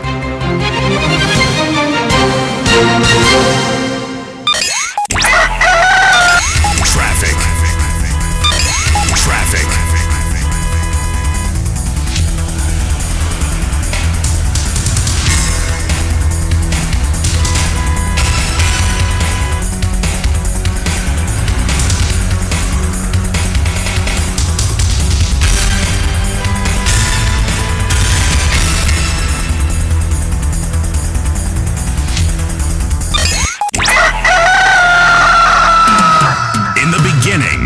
Morning radio. I've never seen anything like this. But now there is Radio Generation's The People's Breakfast. Curious and bold, getting facts from the shadows. That's what it is. Now, as the city wakes and secrets stir, a bright new voice shines.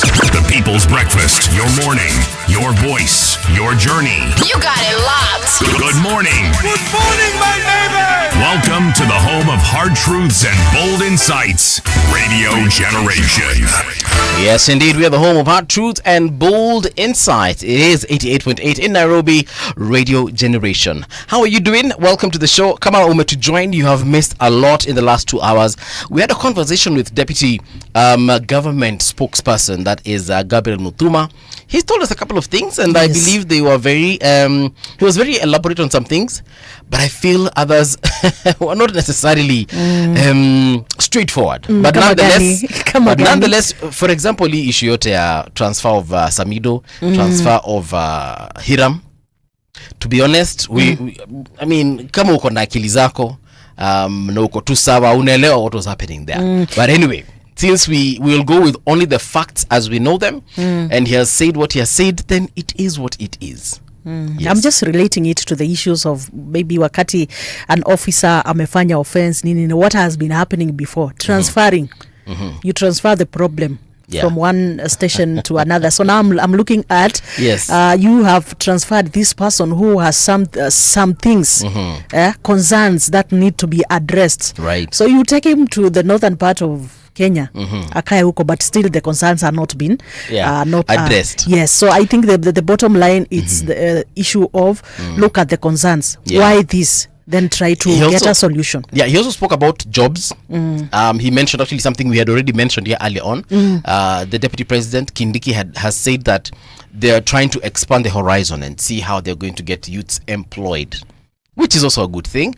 And we must also, talk of the positives where we see them. And where they're not performing, well, we'll definitely call them out. So if you've missed that interview, You can go check it out on our Radio Generation page. You can also check it on our channel, that is Radio Generation. It is there in full color. Yes, I think one thing that I like when you sit with when you sit with him, right, and definitely when you sit with many people who are supporting the government, they say a lot of good things about the government.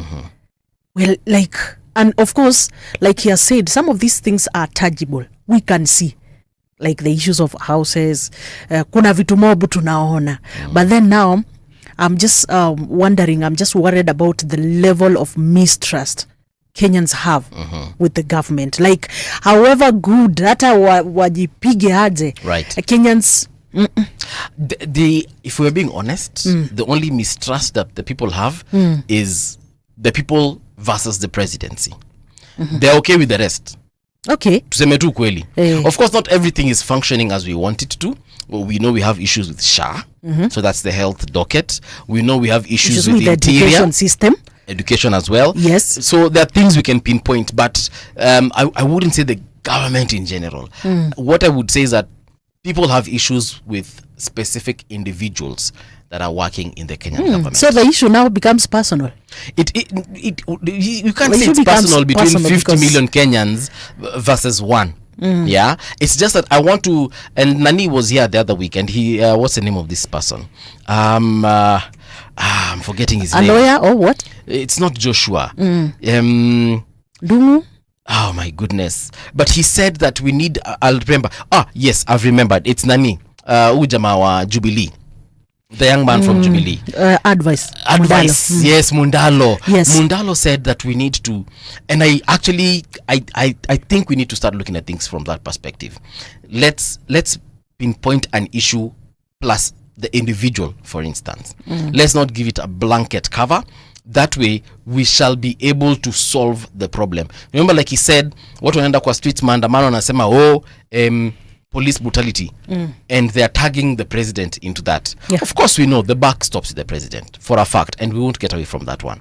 Yeah, but he said it is easier if we start from the root cause and work upwards. So if we deal with IG Kanja, for example, IG Kanja can tell us, okay, me as Kanja, my problem is in this particular situation, and that is why I'm perhaps finding a challenge in dealing with that situation that you guys have brought up. Once we deal with that, it is easier to isolate it, let me call it.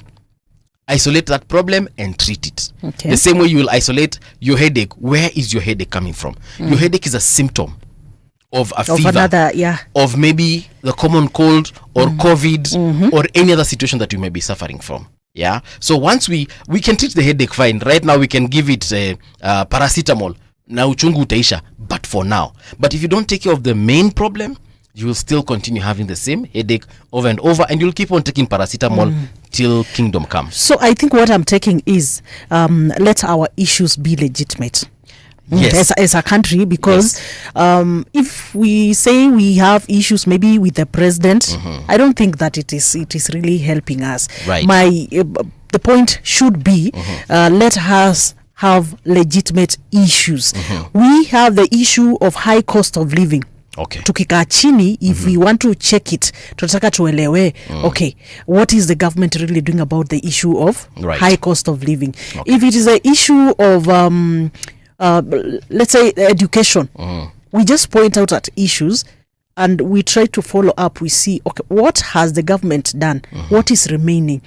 Because if we just generalize everything, like, okay, if someone is working, like we are seeing, kama kweli these things are right, are correct, I mean, they are there. Yes. Why should we still have a problem with the president? All right. So again, if you want to listen to those interviews from last week, check out Radio Generation channel on YouTube. Na utapata hizo conversations zote hapo. Right now, though, we were to have a guest that is Jeremiah Kioni. Unfortunately, he's unable to make it. He's stuck in that traffic I told you about. Yes. Mombasa Road. And things are thick there. on both sides of the road. So I don't think by the time we're done with the show he's going to be here. So we've rescheduled with him to have him at a different time. Tumwambia ache pressure, asikimbie kwa barabara and le kuumia. Yes, so we shall be hosting Jeremiah Kioni. Again, we want to host Jeremiah Kioni from Jubilee Party this particular morning in this particular hour to talk about issues of development and politicking in this country. But he's been caught up in traffic. We shall reschedule that interview to a different time. Right now though, let's get into the papers because tulikuwa tumezipitia tu kidogo. Patisha alikuwa ameshikashika gazeti lake kidogo. Wacha na mimi nishike langu as we just see what is happening in the papers this morning. So in case you haven't bought yours, let's start with the Standard newspaper. And there's an image here of a lady. She's called let me just read the story. So after a day of long standoff between two state security agencies, the police and the prisons service, over where 24-year-old Julia Karaoke lost her life, the prisons service has admitted she died in their custody, though they claim she arrived already injured. The cold deflection of responsibility, even as a life is lost, echoes the very impunity Kenyans have been protesting against. Now, pressure is mounting on President William Ruto to rein in the growing tension and apparent thirst for blood within the ranks of his security forces. That story is on page 4. Okay. Yes. How police conceal evidence after taking lives of innocents. Here's a story again on page 6. A security guard was shot outside his workplace at Stima Plaza on June 25th. He was rushed to hospital but was declared dead on arrival. A postmortem later raised fresh questions. The bullet, which had not exited his body, was missing from his abdomen. That story is on page 6. You remember that security guard at Stima Plaza who was shot by an apparent stray bullet? Yeah. So apparently by the time he got to hospital, the bullet wasn't in his body. Do you know, and even behind the whole story, we had questions as to why alitolewa hapa town ambapo there are nearby facilities, yes, but now taken all the way to huko moja. Like there were questions behind that. Right. And I've seen that issue of bullets. I even saw another case of this one guy from, is it Kiserian? Mwenye pia alikuwa amepigwa risasi akisema kwamba hiyo risasi they had to protect it mpaka waipeleke yenyewe kwa is it IPOA? Yes. Yeah, so we saw that because that is the evidence that you have. We saw that mother in maandamano za last week mwenye alikata walipeleka mwili ya mtoto wake hospitali. It was in Kitengela, I think, or where? Yeah. I'm not sure of the place, but walipeleka mwili hospitali na huyu mama akatoa mwili wa mtoto wake hospitali akarudisha nyumbani.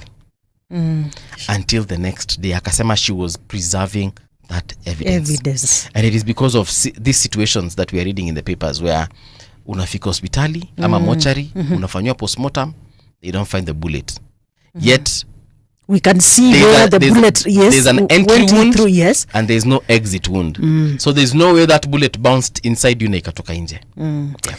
Well, there are so many questions, and again, do you know, because of our constitution, because of our laws, evidence is key. Yeah, evidence is key, and that is why you're seeing such reactions. Yeah. So Hussein Khalid, the CEO of Vocal Africa, amesema doctors advised on an X-ray rather to see if the bullet was still in the body. If it's gone, we'll be forced to conclude there is foul play. Someone must be held accountable. Wow. All right. Looking at page 2 of this is the Standard. It says that I am not the dad. Man wants name removed from a birth certificate. So there's a man who apparently admits that he fathered a second child with the woman, but insisted that he never agreed to take responsibility for her firstborn. He claims that the woman used his ID without permission and altered the child's birth certificate to list him as the biological father. So here's a situation whereby you have not fathered a child, but the woman in question insists lazima ukwe kwa certificate. Alafu amechukua ID, akaenda akafanya ukarabati, unajipata kule ndani. So if I can just read the first paragraph of this story. A businessman has taken legal action against the Registrar of Persons and a woman seeking the removal of his name from a child's birth certificate. In a petition filed at the High Court, the man claims that he is being unfairly compelled to provide for a child he did not father, simply because his name appears on the birth certificate, allegedly without his consent. The man admitted to having been in a relationship with a woman and that they had a child together born on December 12, 2015. But he said that the current dispute concerns a different child, the woman's firstborn, born in 2007 before their relationship began. Well, I don't know Nataka what to tell kuuliza. my fellow women. Nataka kuuliza. Yeah. What? Ask. Yeah, that's a question. What? That's me being shocked. And that's why I just want to tell my fellow women, usilazimishie, don't force issues. Kama you know very well, yeah, kama huyu mtoto si wa why are you forcing it? Why are you forcing it? Because she wants her children provided for. No. If this child does not belong to that person and he's not willing to have that child look like his ni mtoi wake, right, why are you forcing issues? Okay. Wacha mtoto abaki na jina ya babake basi, ama umuite mpaka na jina lako. Huyu mwingine wacha abaki na jina ya huyu mwingine. Naam. Yeah, I think that is personally, that is what I would do. Okay. Don't force. Topical issues grab focus at music festival. Performances entertained students, teachers, and the general public. Uhuru Girls performed a wedding song from the Samia community in praise of a daughter in a successful marriage. I remember music festival. I was a very huge performer at the music actually drama and music festival. I also was. I have awards at home, certificates and all that. There's a music festival and there's a drama festival. So whenever I see these stories, I get nostalgic and I'm happy for these talents. Yeah, and I like it that, by the way, most of the time people are using creativity, people are using this drama to pass important messages in the country, and also to shape even decision making. Like art is very crucial. Right. It's so crucial in our times right now, because people come and pass a message to you through the drama, the pieces they are writing, and so forth. So we appreciate where we are so far. Outrage, grief as another Kenyan dies in the hands of law enforcers. Njoki was arrested on July 7th in Nanyuki and booked at Nanyuki police station. She was remanded at Nanyuki women prison after failing to raise a 50,000 shillings bail. Yes, and she ended up dead. Even before the nation has come to terms with the death of Albert Juang at the hands of security officers, another name has been added to the growing list of civilians losing their lives in the hands of law enforcers. 24-year-old Julia Wangui Karaoke, also known as Njoki, died under mysterious circumstances last Friday while in the custody of the Kenya Prison Service hours after her admission at the Nanyuki Women's Prison. She had initially been booked at the Nanyuki police station upon arrest following last week's Sabasaba protest, but later transferred to the prison facility after she failed to settle court bail. Missing bullets in demo victims spark questions. Postmortems are showing entry wounds without bullets, raising fears. Key evidence is removed to protect shooters. And police say no complaints have been formally submitted. Rights defenders argue people are too afraid or injured to speak up. Yeah. I guess after seeing what is happening to officers such as Clincy Barasa or, OCS Talam and Muhwana, right now they're like, risasi yangu isipatikane kwa victim. Moi High School Kabarak conducts special prayers for KCC candidates. Yeah, that story is on page 5. Family demands justice for daughter fatally shot during Sabasaba protests. And that story is on page 5. We're still reeling from the aftermath of Sabasaba, yeah? Page 6. How trigger-happy police officers conceal evidence that incriminate them. So according to mortuary attendant, they are dropped here by police and booked as accident and mob justice victims. They don't want families to know. They don't want names.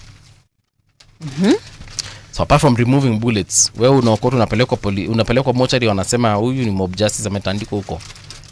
mwekeni hapo mpaka family mtafute. That's so unfortunate. Mbuvi, as you continue, I just want you to there's a piece here about somebody who has written, say, from Ethiopia. All right. Yeah, and this is what he has said: "Dear Kenyans, you are going down a slippery slope." It's a message to us Kenyans, and this is what he said to the people of Kenya. "What I'm hearing from your streets today sounds hauntingly familiar to us Ethiopians. It takes me back 50 years ago, that is to 1974, yeah? Right. When we too stood at a crossroads during the reign of Emperor Haile Selassie. Sawa?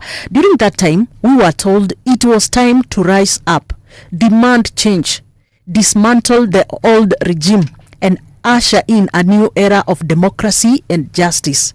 Many believed it. What we didn't realize was that the system we had, despite its imperfections, midwifed the most stable and lawful period in modern Ethiopia history.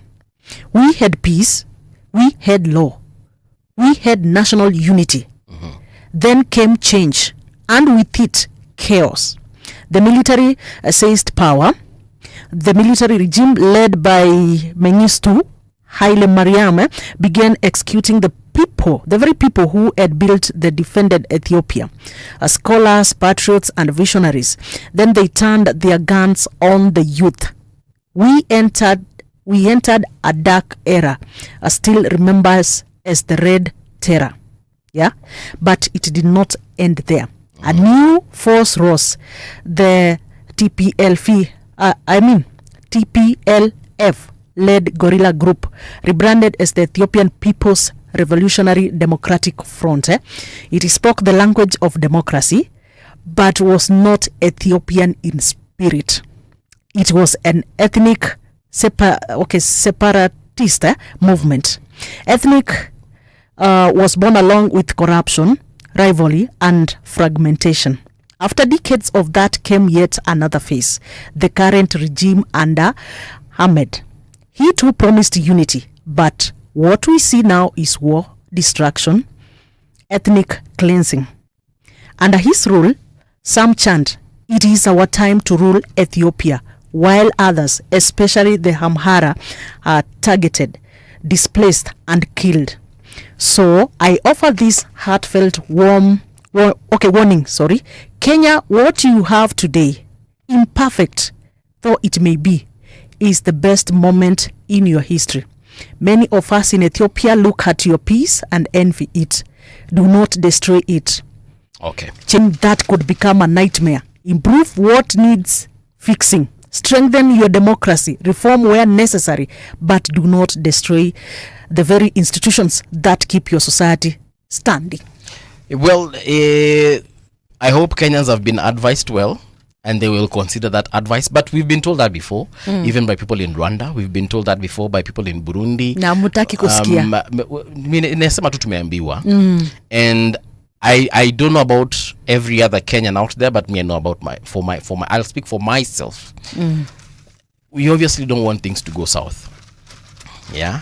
Personally, I don't want things to go south, and that is why we're having conversations with people just like Muthuma here, and we've been having conversations for the last couple of weeks with individuals, and we are hoping to change narratives and shape outside there the future, so that we do not find ourselves in a space whereby you and I are not here to talk about whatever is happening in our own country because of the anarchy that might come from these kinds of engagements. And also, as we are being told as Kenyans, our leaders also need to understand that we don't want to get there. It's as simple as that. Yes, Wakenya waambiwe tusikie kama citizens, lakini pia leadership. Pia our leadership isikie. I think the message I hope they speak to their counterparts in those countries that I've mentioned, the Rwanda, Burundi, Sudan, South Sudan, umesema sasa Ethiopia. Ongea na waambiwe boss. Yeah, this is from Ethiopia. And again, you know why I like it? It is a message. You did not say the Kenyan citizens. I mean the Gen Zs. He did not say the millennials. He said Kenyans, which means we also have the leadership of the country also involved. Because he has talked of regimes, different regimes coming with promises and so forth and so forth. But later on, they realized what they had. So I think the message personally that I'm getting out of here is, like I had said, issue-based.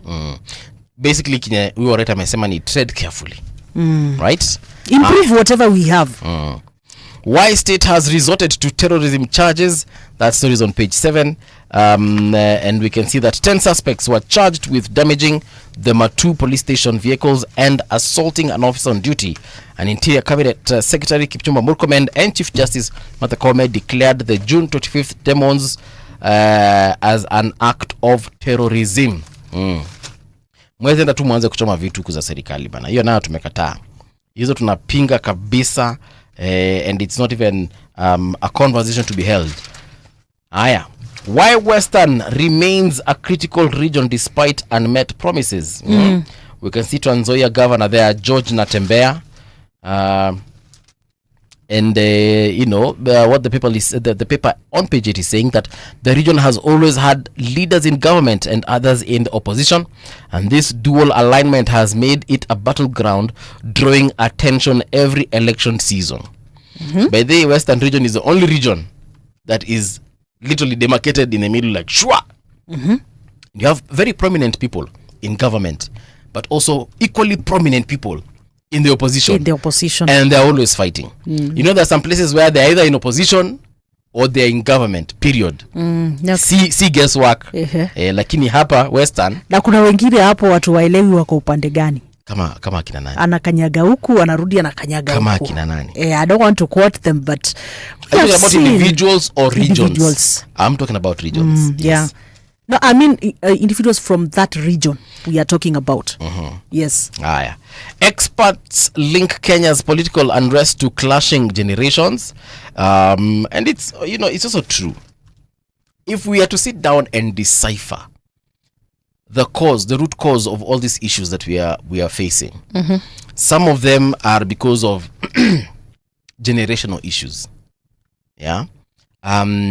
Others, there's this word that Wakenya wamekuwa kitumia sana. Historical injustices. If we are to be honest about the conversations around this country and the problems that we're facing, and we just sit down, this particular headline will make a lot of sense. Experts link Kenya's political unrest to clashing generations. There are some generations, especially zenye ziko juu yetu. We have historical injustices with them.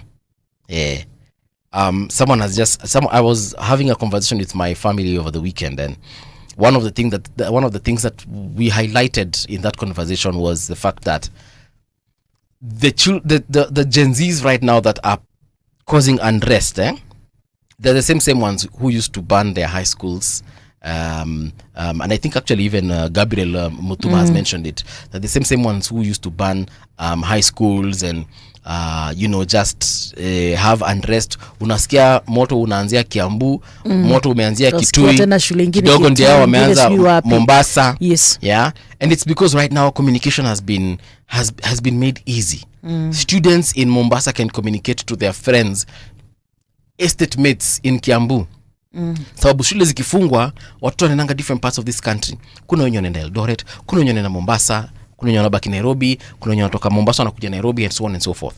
And these generations, these people are talking and they are communicating. So even when they go back to their schools, they're still on WhatsApp, they're still on Facebook, they're still on Twitter, and so on and so forth. So wakianza kuchochana tuchome shule, wanachoma wote pamoja, because there's a time like some 5, 6, 7 years ago, shule zilikuwa zinachomeka kama mchezo. That was before COVID. Yeah, mashule yalikuwa yanachomwa kila upande, na it was like a wave that had started. So these are the kids who've graduated from high school, who've gone through university, then now they're out here, and they have carried that pain that they've had for those years up until now. Now, I'm not blaming Gen Zs, yes, but I'm also saying that we need to check, because hawa watu walikosewa na generations zenye zilikuja mbele yao, akina sisi na wazazi wetu na shosho zetu na guka zetu. And if we if we are to be honest, charity begins at home. And some of these issues, the mental issues especially that children are facing right now, it is because they are facing them from home. Yes, people are angry with the government. Yes, we know unemployment is there. Yes, we know for a fact that there's corruption in the country and so on and so forth, but there are some other issues that can be handled differently if we can actually start a conversation from home. Because leo government itakuwa sawa, iwatengeneze employment tuseme, yes, iwapatie industries tuseme, corruption hata ishe tuseme, lakini nyumbani mumetengeneza mambo. Yeah, we start at home. You know what he said was as Kenyans tusipretend kwamba hatukuona. We foresaw. Right. We foresaw what we are experiencing right now, by the way, kulingana na vile amesema na kulingana na the trend that tuliona. So now the question is like, how prepared are we? Na what actions did we take then? Because unasema strikes zilikuwa left, right, center. Yeah. Umesema tumewakosea. Wewe kama bileni uliwakosea na nini? No, I've said as a generation. Yeah, so that's why I'm looking but at the generation. We are the big brothers, and we took the same trauma we were given by our parents, and we transferred it to them. They say we are afraid. Wanasema kwamba we did not face like our parents. Yes. Wakituambia tufanye hivi, we did not face them. But so wanasema sisi tulikuwa waoga. But you know, even us as millennials, we had our own trauma. Wewe ungejibu mzazi wako, utamjibu kuanzia wapi? Utaanzia wapi? Si ndio? Kuna vitu ungeambia mzazi wako, si ndio? Lakini kuna vitu unajenziwa naambia wazazi wao. Baka mzazi anaangalia mtoto hivi anashanga where to start. Uera nikichapa huyu sintaua. You know, those kinds of thoughts actually start creeping in. So mimi singejibu mzazi wangu hivyo. Kuna vitu hata saa hizi siwezi ambia mama yangu na baba yangu. Nikienda nyumbani naendanga na heshima, na beba shopping, nafika kule tunakula pamoja, na waachia kabahasha, nawaambia hiyo ni ya shopping yenu, ama ni ya chakula, whatever it is, you know. But I don't see Gen Z's doing that because number one, largely they are unemployed. Of course. But even the ones that have got kakitu, ninawaangaliaga hivi wakienda nyumbani, mtu anakuja amesimama tu hivi, anakuja tu amesimama, na anaingia jikoni anakula chakula kutoka kwa fridge ya mama yake. Na kutoka hapo anaambia mom, see you on Sunday. Na anaenda next Sunday, repeat. Anakuja na nguo afuliwe, alafu zikishakauka anarudi nazo. Somebody somewhere, mimi wakati wangu, yes, nipeleke nguo nikafulie. Ati unaenda kuosha wa manguo. Nipeleke mama yangu nguo zangu chafu, anifulie. Am I mad? Yeah, somebody blamed Generation X, yes, for spoiling Generation Z. What's your take? It's arguable for sure. And then it also depends on your vantage point, your perspective. Yeah. But me, I can tell you for a fact, every generation above the next generation, they played a role, has played a part in how the next generation has turned out to be. Yes. So hata hawa Gen Zs wenye tunashinda tukiingilia usiku mchana tukisema they fight for their rights, hata wakienda kazini they are unable to work under pressure. They are unable to work in a toxic environment. We have worked in toxic environment. It's not good, but we survived through toxic environments. And here we are right now. We are resilient, we are strong, we have grown a thick skin, and so on and so forth. These young guys don't have a thick skin. Yes. Yeah, kungoja ni kufanya nini, like unaniambia ni kwa patient. Yes. You can hardly have hata hapa kwa ofisi. We have a few Gen Zs. You are unable to have a conversation with them because akikasirika, kuna mmoja anachemkanga tu, mkianza tu conversation anaanza kuchemka. Hata kuweka pause ni shida. You even look at them, you are afraid of having a conversation with them because akianza hapa kuongea ni hivyo. Lazima aseme yake yote imtoke. Hao ndio walianza na ile story ya sema ikutoke. Yes. Sisi tumetoka ile generation ya nyamaza, you deal with it in your own personal way. And yes, it doesn't mean that we are okay. It doesn't mean that we don't have our own traumas, but we know how to deal with our own stresses and our own traumas. Hawa wengine hawajui. Well, let's say that the Gen Zs of course have some character traits ambazo pia are good. Na kuna zingine ambazo tunaona they are not working. Yes. Just like us millennials, like we have some character traits that worked for us, character traits that are really working for us even to date. Right. But them also, they have character traits ambazo they are not really working for especially the ones for patience, And it the is lack because- of patience. It is because there was no caning during their Ndio hapo tulikuwa upbringing. tunaogopa kusema, tuseme tu kweli. Unaona kutoka huko wakiwa PP1 si tulikuwa tunaita nursery, baby class, all the way from baby class. Mi nakumbuka nilikuwa na chunwa, nilikuwa na zabwa makofi na wakubwa wangu, si ndio, kutoka wazazi, walimu na hata neighbors. In our time you couldn't make a mistake and your neighbor is just looking on. Your neighbor would punish you and actually let your mother know when she comes back from work, or your father when he comes back from work. I found Paul Mbuvi doing ABCD. I punished him. Yes. Na father anachukua kiboko anakupunish zaidi. Now Gen Z's never experienced that.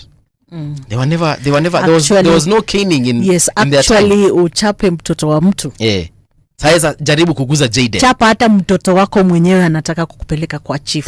Yes. Jaribu kuguza Jayden mutakosana naye mbaya sana. You see?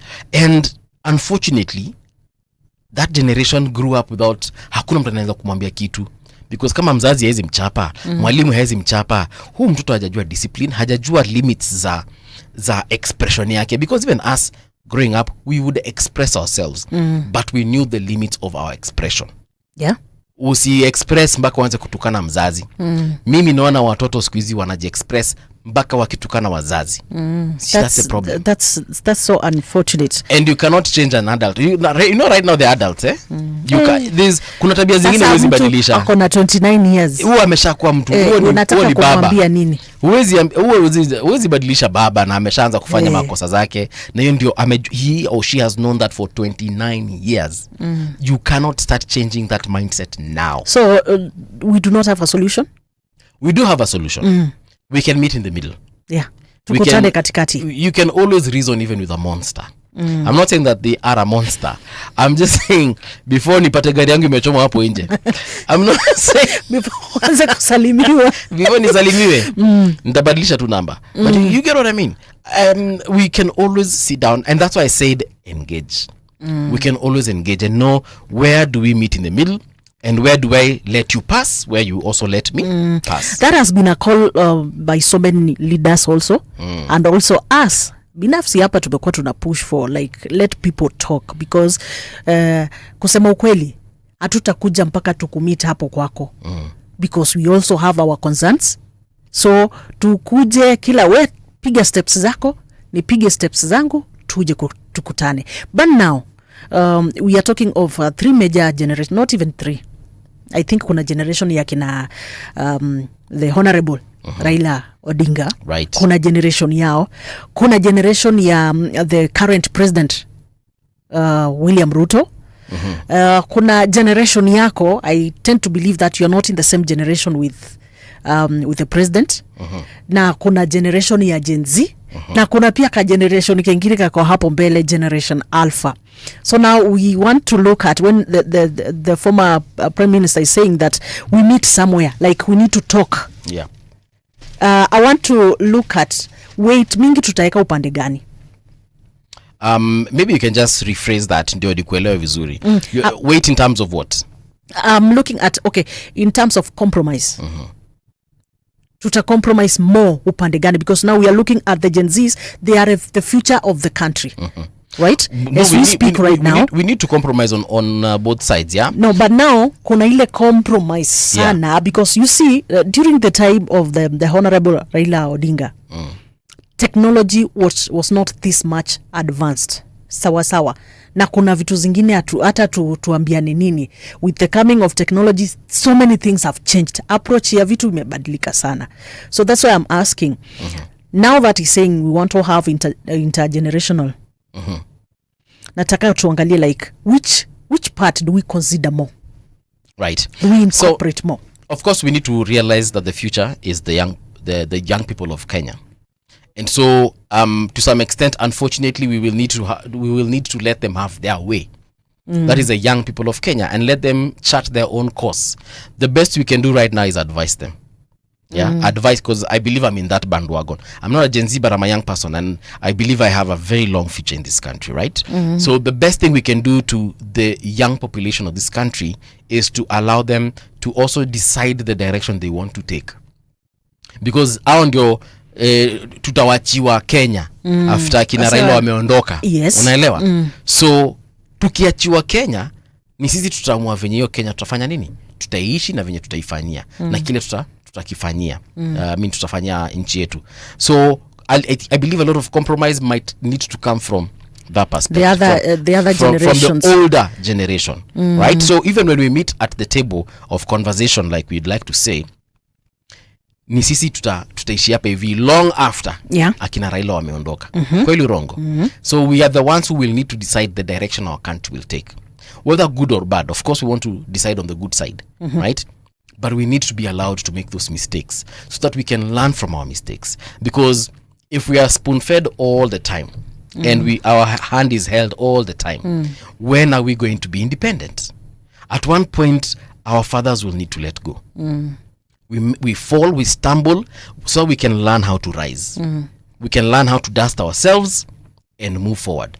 Otherwise, if every time you're about to fall unashikiliwa, ile siku hiyo mtu wa kukushikilia sipokuwa, utafanyaje? Unaona? Yes. So compromise, to answer your question, a lot of it will need to come from. And you know why I asked that question? It's because I'm so sure, quite sure, that we shall have this conclave. I'm so sure kwamba tutafikia hapo, kwamba we'll have to sit down and have that honest conversation. And that is why it's na mapema. If you are young people na mkona agendas na mkona, you really want that representation, it is up to you now to understand and to have the issues that you have already muzieke chini na mapema. It's not that like mkishaitoka katika mikutano ndio mkirudi mnaanza kusema okay, mbona hatukujua hii. So for example, lazima wa Kenya, the young people are wenye tunaita Gen Zs, but of course it's not Gen Zs alone, it's the young Kenyans. Young Kenyans will need to have a voice as far as their employment is concerned. For instance, DP ile amesema they are working on that is Professor Kindiki amesema they are working on a new formula to see if they can create jobs for Kenyans. But have you spoken to Kenyans to know the kind of jobs that they want? You know, you might end up creating a lot of construction jobs, but those people you want to construct, they don't want to. A lot of jobs in regards to kufagia barabara, na maybe hawataki kufagia barabara. Yes, we know young people are very focused on like digital content creation, online jobs, you know. So have you spoken to them about that? And also the young people across this country have got different likes. Maybe wa Mombasa wanataka vitu tofauti. Wa Mombasa waulizwe, engage them in Mombasa. Wa Malindi, Kilifi, wa Nairobi, Eldoret, Kisumu, Kitui, Meru, I'm sure they all need something. For example, in Meru, they have their own cash crops. We have the Mira, the Mogoka, and I'm sure there is a way they would want to be empowered. The bananas and so on. Talk to them. Maybe they will let you know in our area the best way you can empower us is in this way. So don't go creating jobs and say, look, we have jobs in Qatar. Who said we want to go to Qatar? You know, fine. You have jobs in the US. Who said we want to go to the US? Unatuambia kuna jobs Bahrain. Wataka sisi twende Bahrain. At what point did we tell you we want to go to Bahrain? And that is why you'll end up saying, or rather seeing people say, gava itusaidii. Lakini chances are ati gava haiwasaidii. Ni nyinyi hamjambia gava mtaka kusaidika aje, ama pia gava haijakuja kuwauliza iwasaidie vipi, namna gani. So that is why it is important. That's why it is very important that we have these young people in those meetings, those conversations. And you know, I was looking at what young people, some of them outside here, are saying about the government taking them outside the country. So wanauliza, okay, sisi wote tunatoka tunaenda nje, tunaachia nani huku nchi? Tunaachia nani hii nchi yetu? That is a genuine and legit question. Again, there is this somebody was asking, actually touching on Kotu. Somebody was asking, like, okay, we have this whole representation of employees, employers, and so forth, where we do not even have young people. So the question is, wanauliza like, how are these people able to understand our problems in terms of employment, nini, what we want, such things. You know, I think whatever this the generation Z are really looking for, ni vitu imagine tunaweza kutuka solve. Yeah, if we sit down and talk, these are solutions that are just ziko tu wazi. Solutions tunaweza zipata tu hapa. Zinangoja mkuje muzichukue hivi. Yeah. So engage. Of course there shall be need for compromise. And I think right now even the government is aware through President Ruto. He is now aware that it's impossible to run this country without the input of the young people. And the next president who will come after Ruto. Yeah. They now know. They now know. And someone actually was saying, I think one of the people we interviewed here, I can't remember, but last week, they said this off camera and off microphone. They said both the government and opposition are afraid of Gen Z. True. Because they're saying it is a problem they cannot deal with. That is why opposition is siding with Gen Z, because they're even afraid of advising Gen Z. They're afraid of telling them, look, wase, ndio, tuenda maandamano mande lakini usiende town. Because our Gen Z wako like ati unatuambia tusiende town kwa nini? Like the people who have been told msiende state house wanasema ati hiyo ni nyumba yetu, tutaienda. Wengine wanaambiwa msiende kunitwa jukule, wanaambiwa msiende parliament. Yes. Wanasema aje. But you see, they need guidance. Parliament ni yetu. The people that want to go for maandamano, we need to be guided. You know, so we can be told, look, you can go to parliament, but at a different forum or in a different way. This is where this is how you can approach parliament, or this is how you can approach state house. Yes, it's a public institution, but there's a private family that lives there. Apart from the president, do you know there are very many people who live inside state house, the perimeter walls of state house? Sure. Yeah, there are people there with families, wives and children. So you just can't wake up one day and decide mini nenda state house. Forget even President Ruto, Mama Rachel, akina sijui kama Shalini anaishi huko.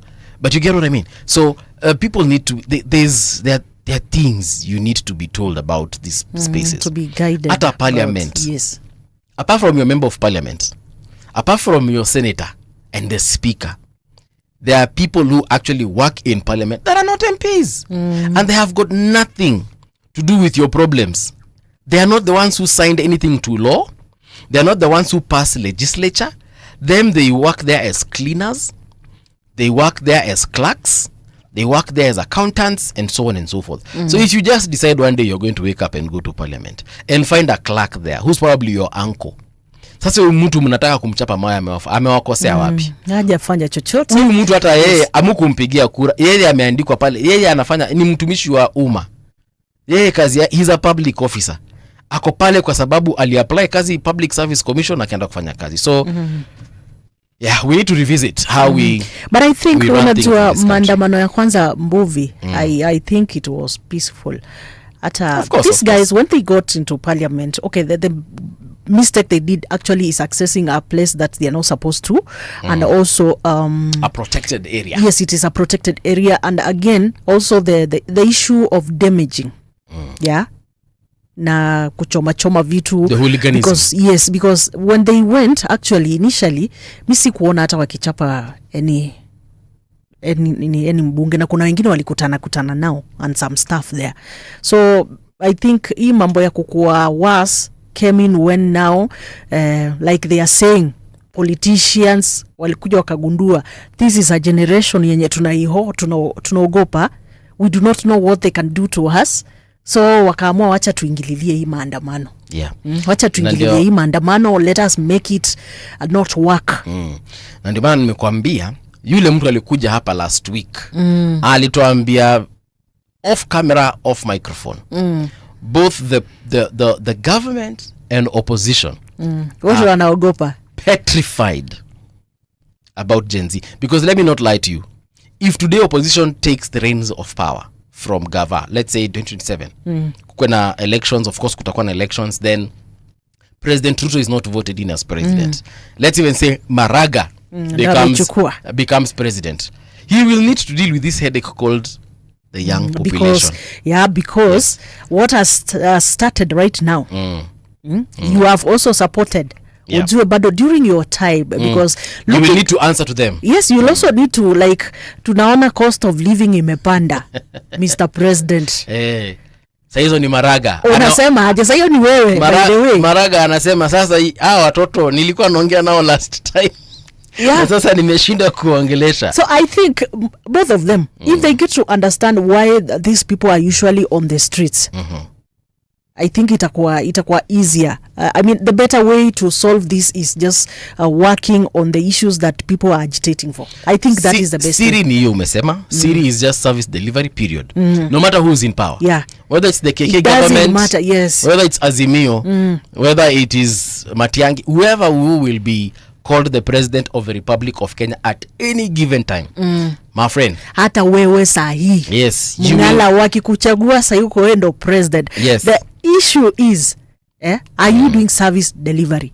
And now, that's why I said, I think it is better for us, let me call myself Gen Z, right, to be just issue based. What is the issue at hand? Tutaachana na hizi stories za sijui ni nani amekalia kiti cha presidency, sijui ni nani ndio deputy, sijui ni na pia people will also end this issue of opposition trying to take advantage, sijui maguns, sijui kina nani. Yeah, hizo issues zitaisha, because now we are looking at an issue. We talked of employment. We want to see what is there about employment. What is the government, irrespective of ni nani? I think this issue of employment, by the way, we need to decipher it kidogo. Can we not light, and even Gabriel has said it here very well. There is not a single government on earth that has solved the issue solved the issue of unemployment. And if there's one, tuambiwe ni gani? Well, there's something that he said. We can go and benchmark there. Well, there's something that he said, that the government's responsibility is to ensure there is a conducive environment, especially for investment. Yeah. You get, because it is investors wakija on board, a conducive environment for even you people, especially mfanye biashara zenu, mlime.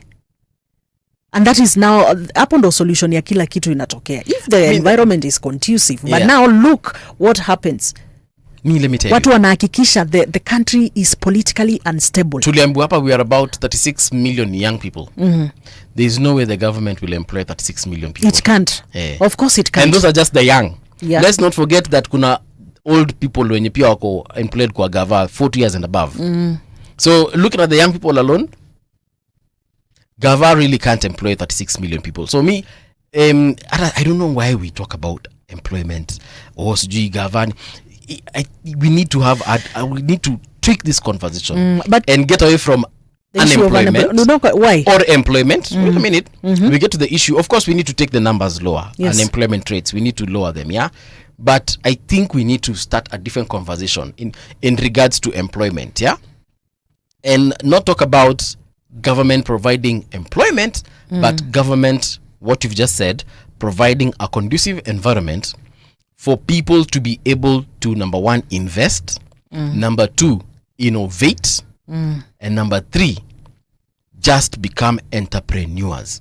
So that these industries that will be created out of that conducive environment, that is where employment will that come is from. where employment is going to come from, and that is why I was saying that a government, the government is partly responsible because of that issue of conducive environment. Look at what has happened since 20 what we have been since ile time ya maandamano after election, immediately after 2022 elections, we saw what happened, and we saw how many companies closed down. You get watu wakienda. So we come down again to the issues of taxation, right? Because again, kando na hii instability, tunaongea kuhusu taxation, because taxation is what is going to encourage investors in your country. Taxation is what is going to send away investors from your country. If I come alafu nipate kwamba the cost of getting materials, the taxation there is so high. Kama kulikuwa na any allowances that I had been given to encourage me to do a certain kind of a business, right, na nipate imetolewa, you realize that nitasema hii incentive yenye nilikuwa nimewekewa, since it is no longer there, I'm seeing my cost nini, things are not working out. That is why people are going to opt out of business. So looking at that, and again also kitambo, the government used to own these industries. Yeah, kulikuwa na hizi non-profit making organizations ambazo pia ni za gava. Yeah, na kuna kazi ambazo zilikuwa zinafanya ambayo ilikuwa inasaidia sana katika kuensure these biashara zinaendelea, and even in creation of employment. Kama vitu kama hizi haziko mbuvi, you realize that it is hard. And again, I tend to believe that the president is really working towards ensuring that there is a conducive environment in our country. I mean, that's the whole idea. Yeah. But you know, people, whenever we say, oh, government needs to reduce unemployment, people assume that it's the government that is going to employ you. Na ni uongo.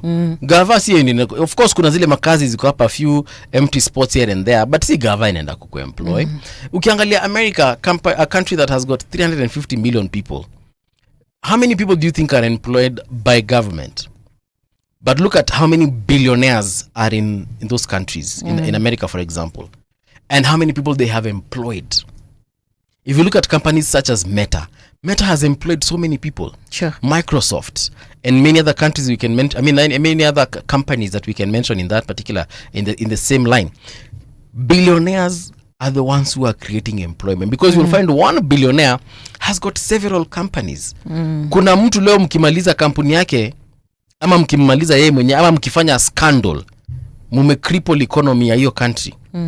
Anyway, we have literally seconds to the end of the show. Somebody was saying, was asking the innovations that the Generation Z wamefanya katika nchi yetu. Right. Yeah, I have not done any innovation so far.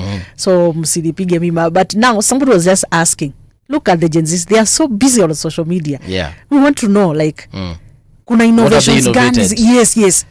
Anyway, because a conversation that we might need to have tomorrow. Zinachangia katika. Thank you so much for sticking with us up until this particular point. It's time for us to say kwaheri.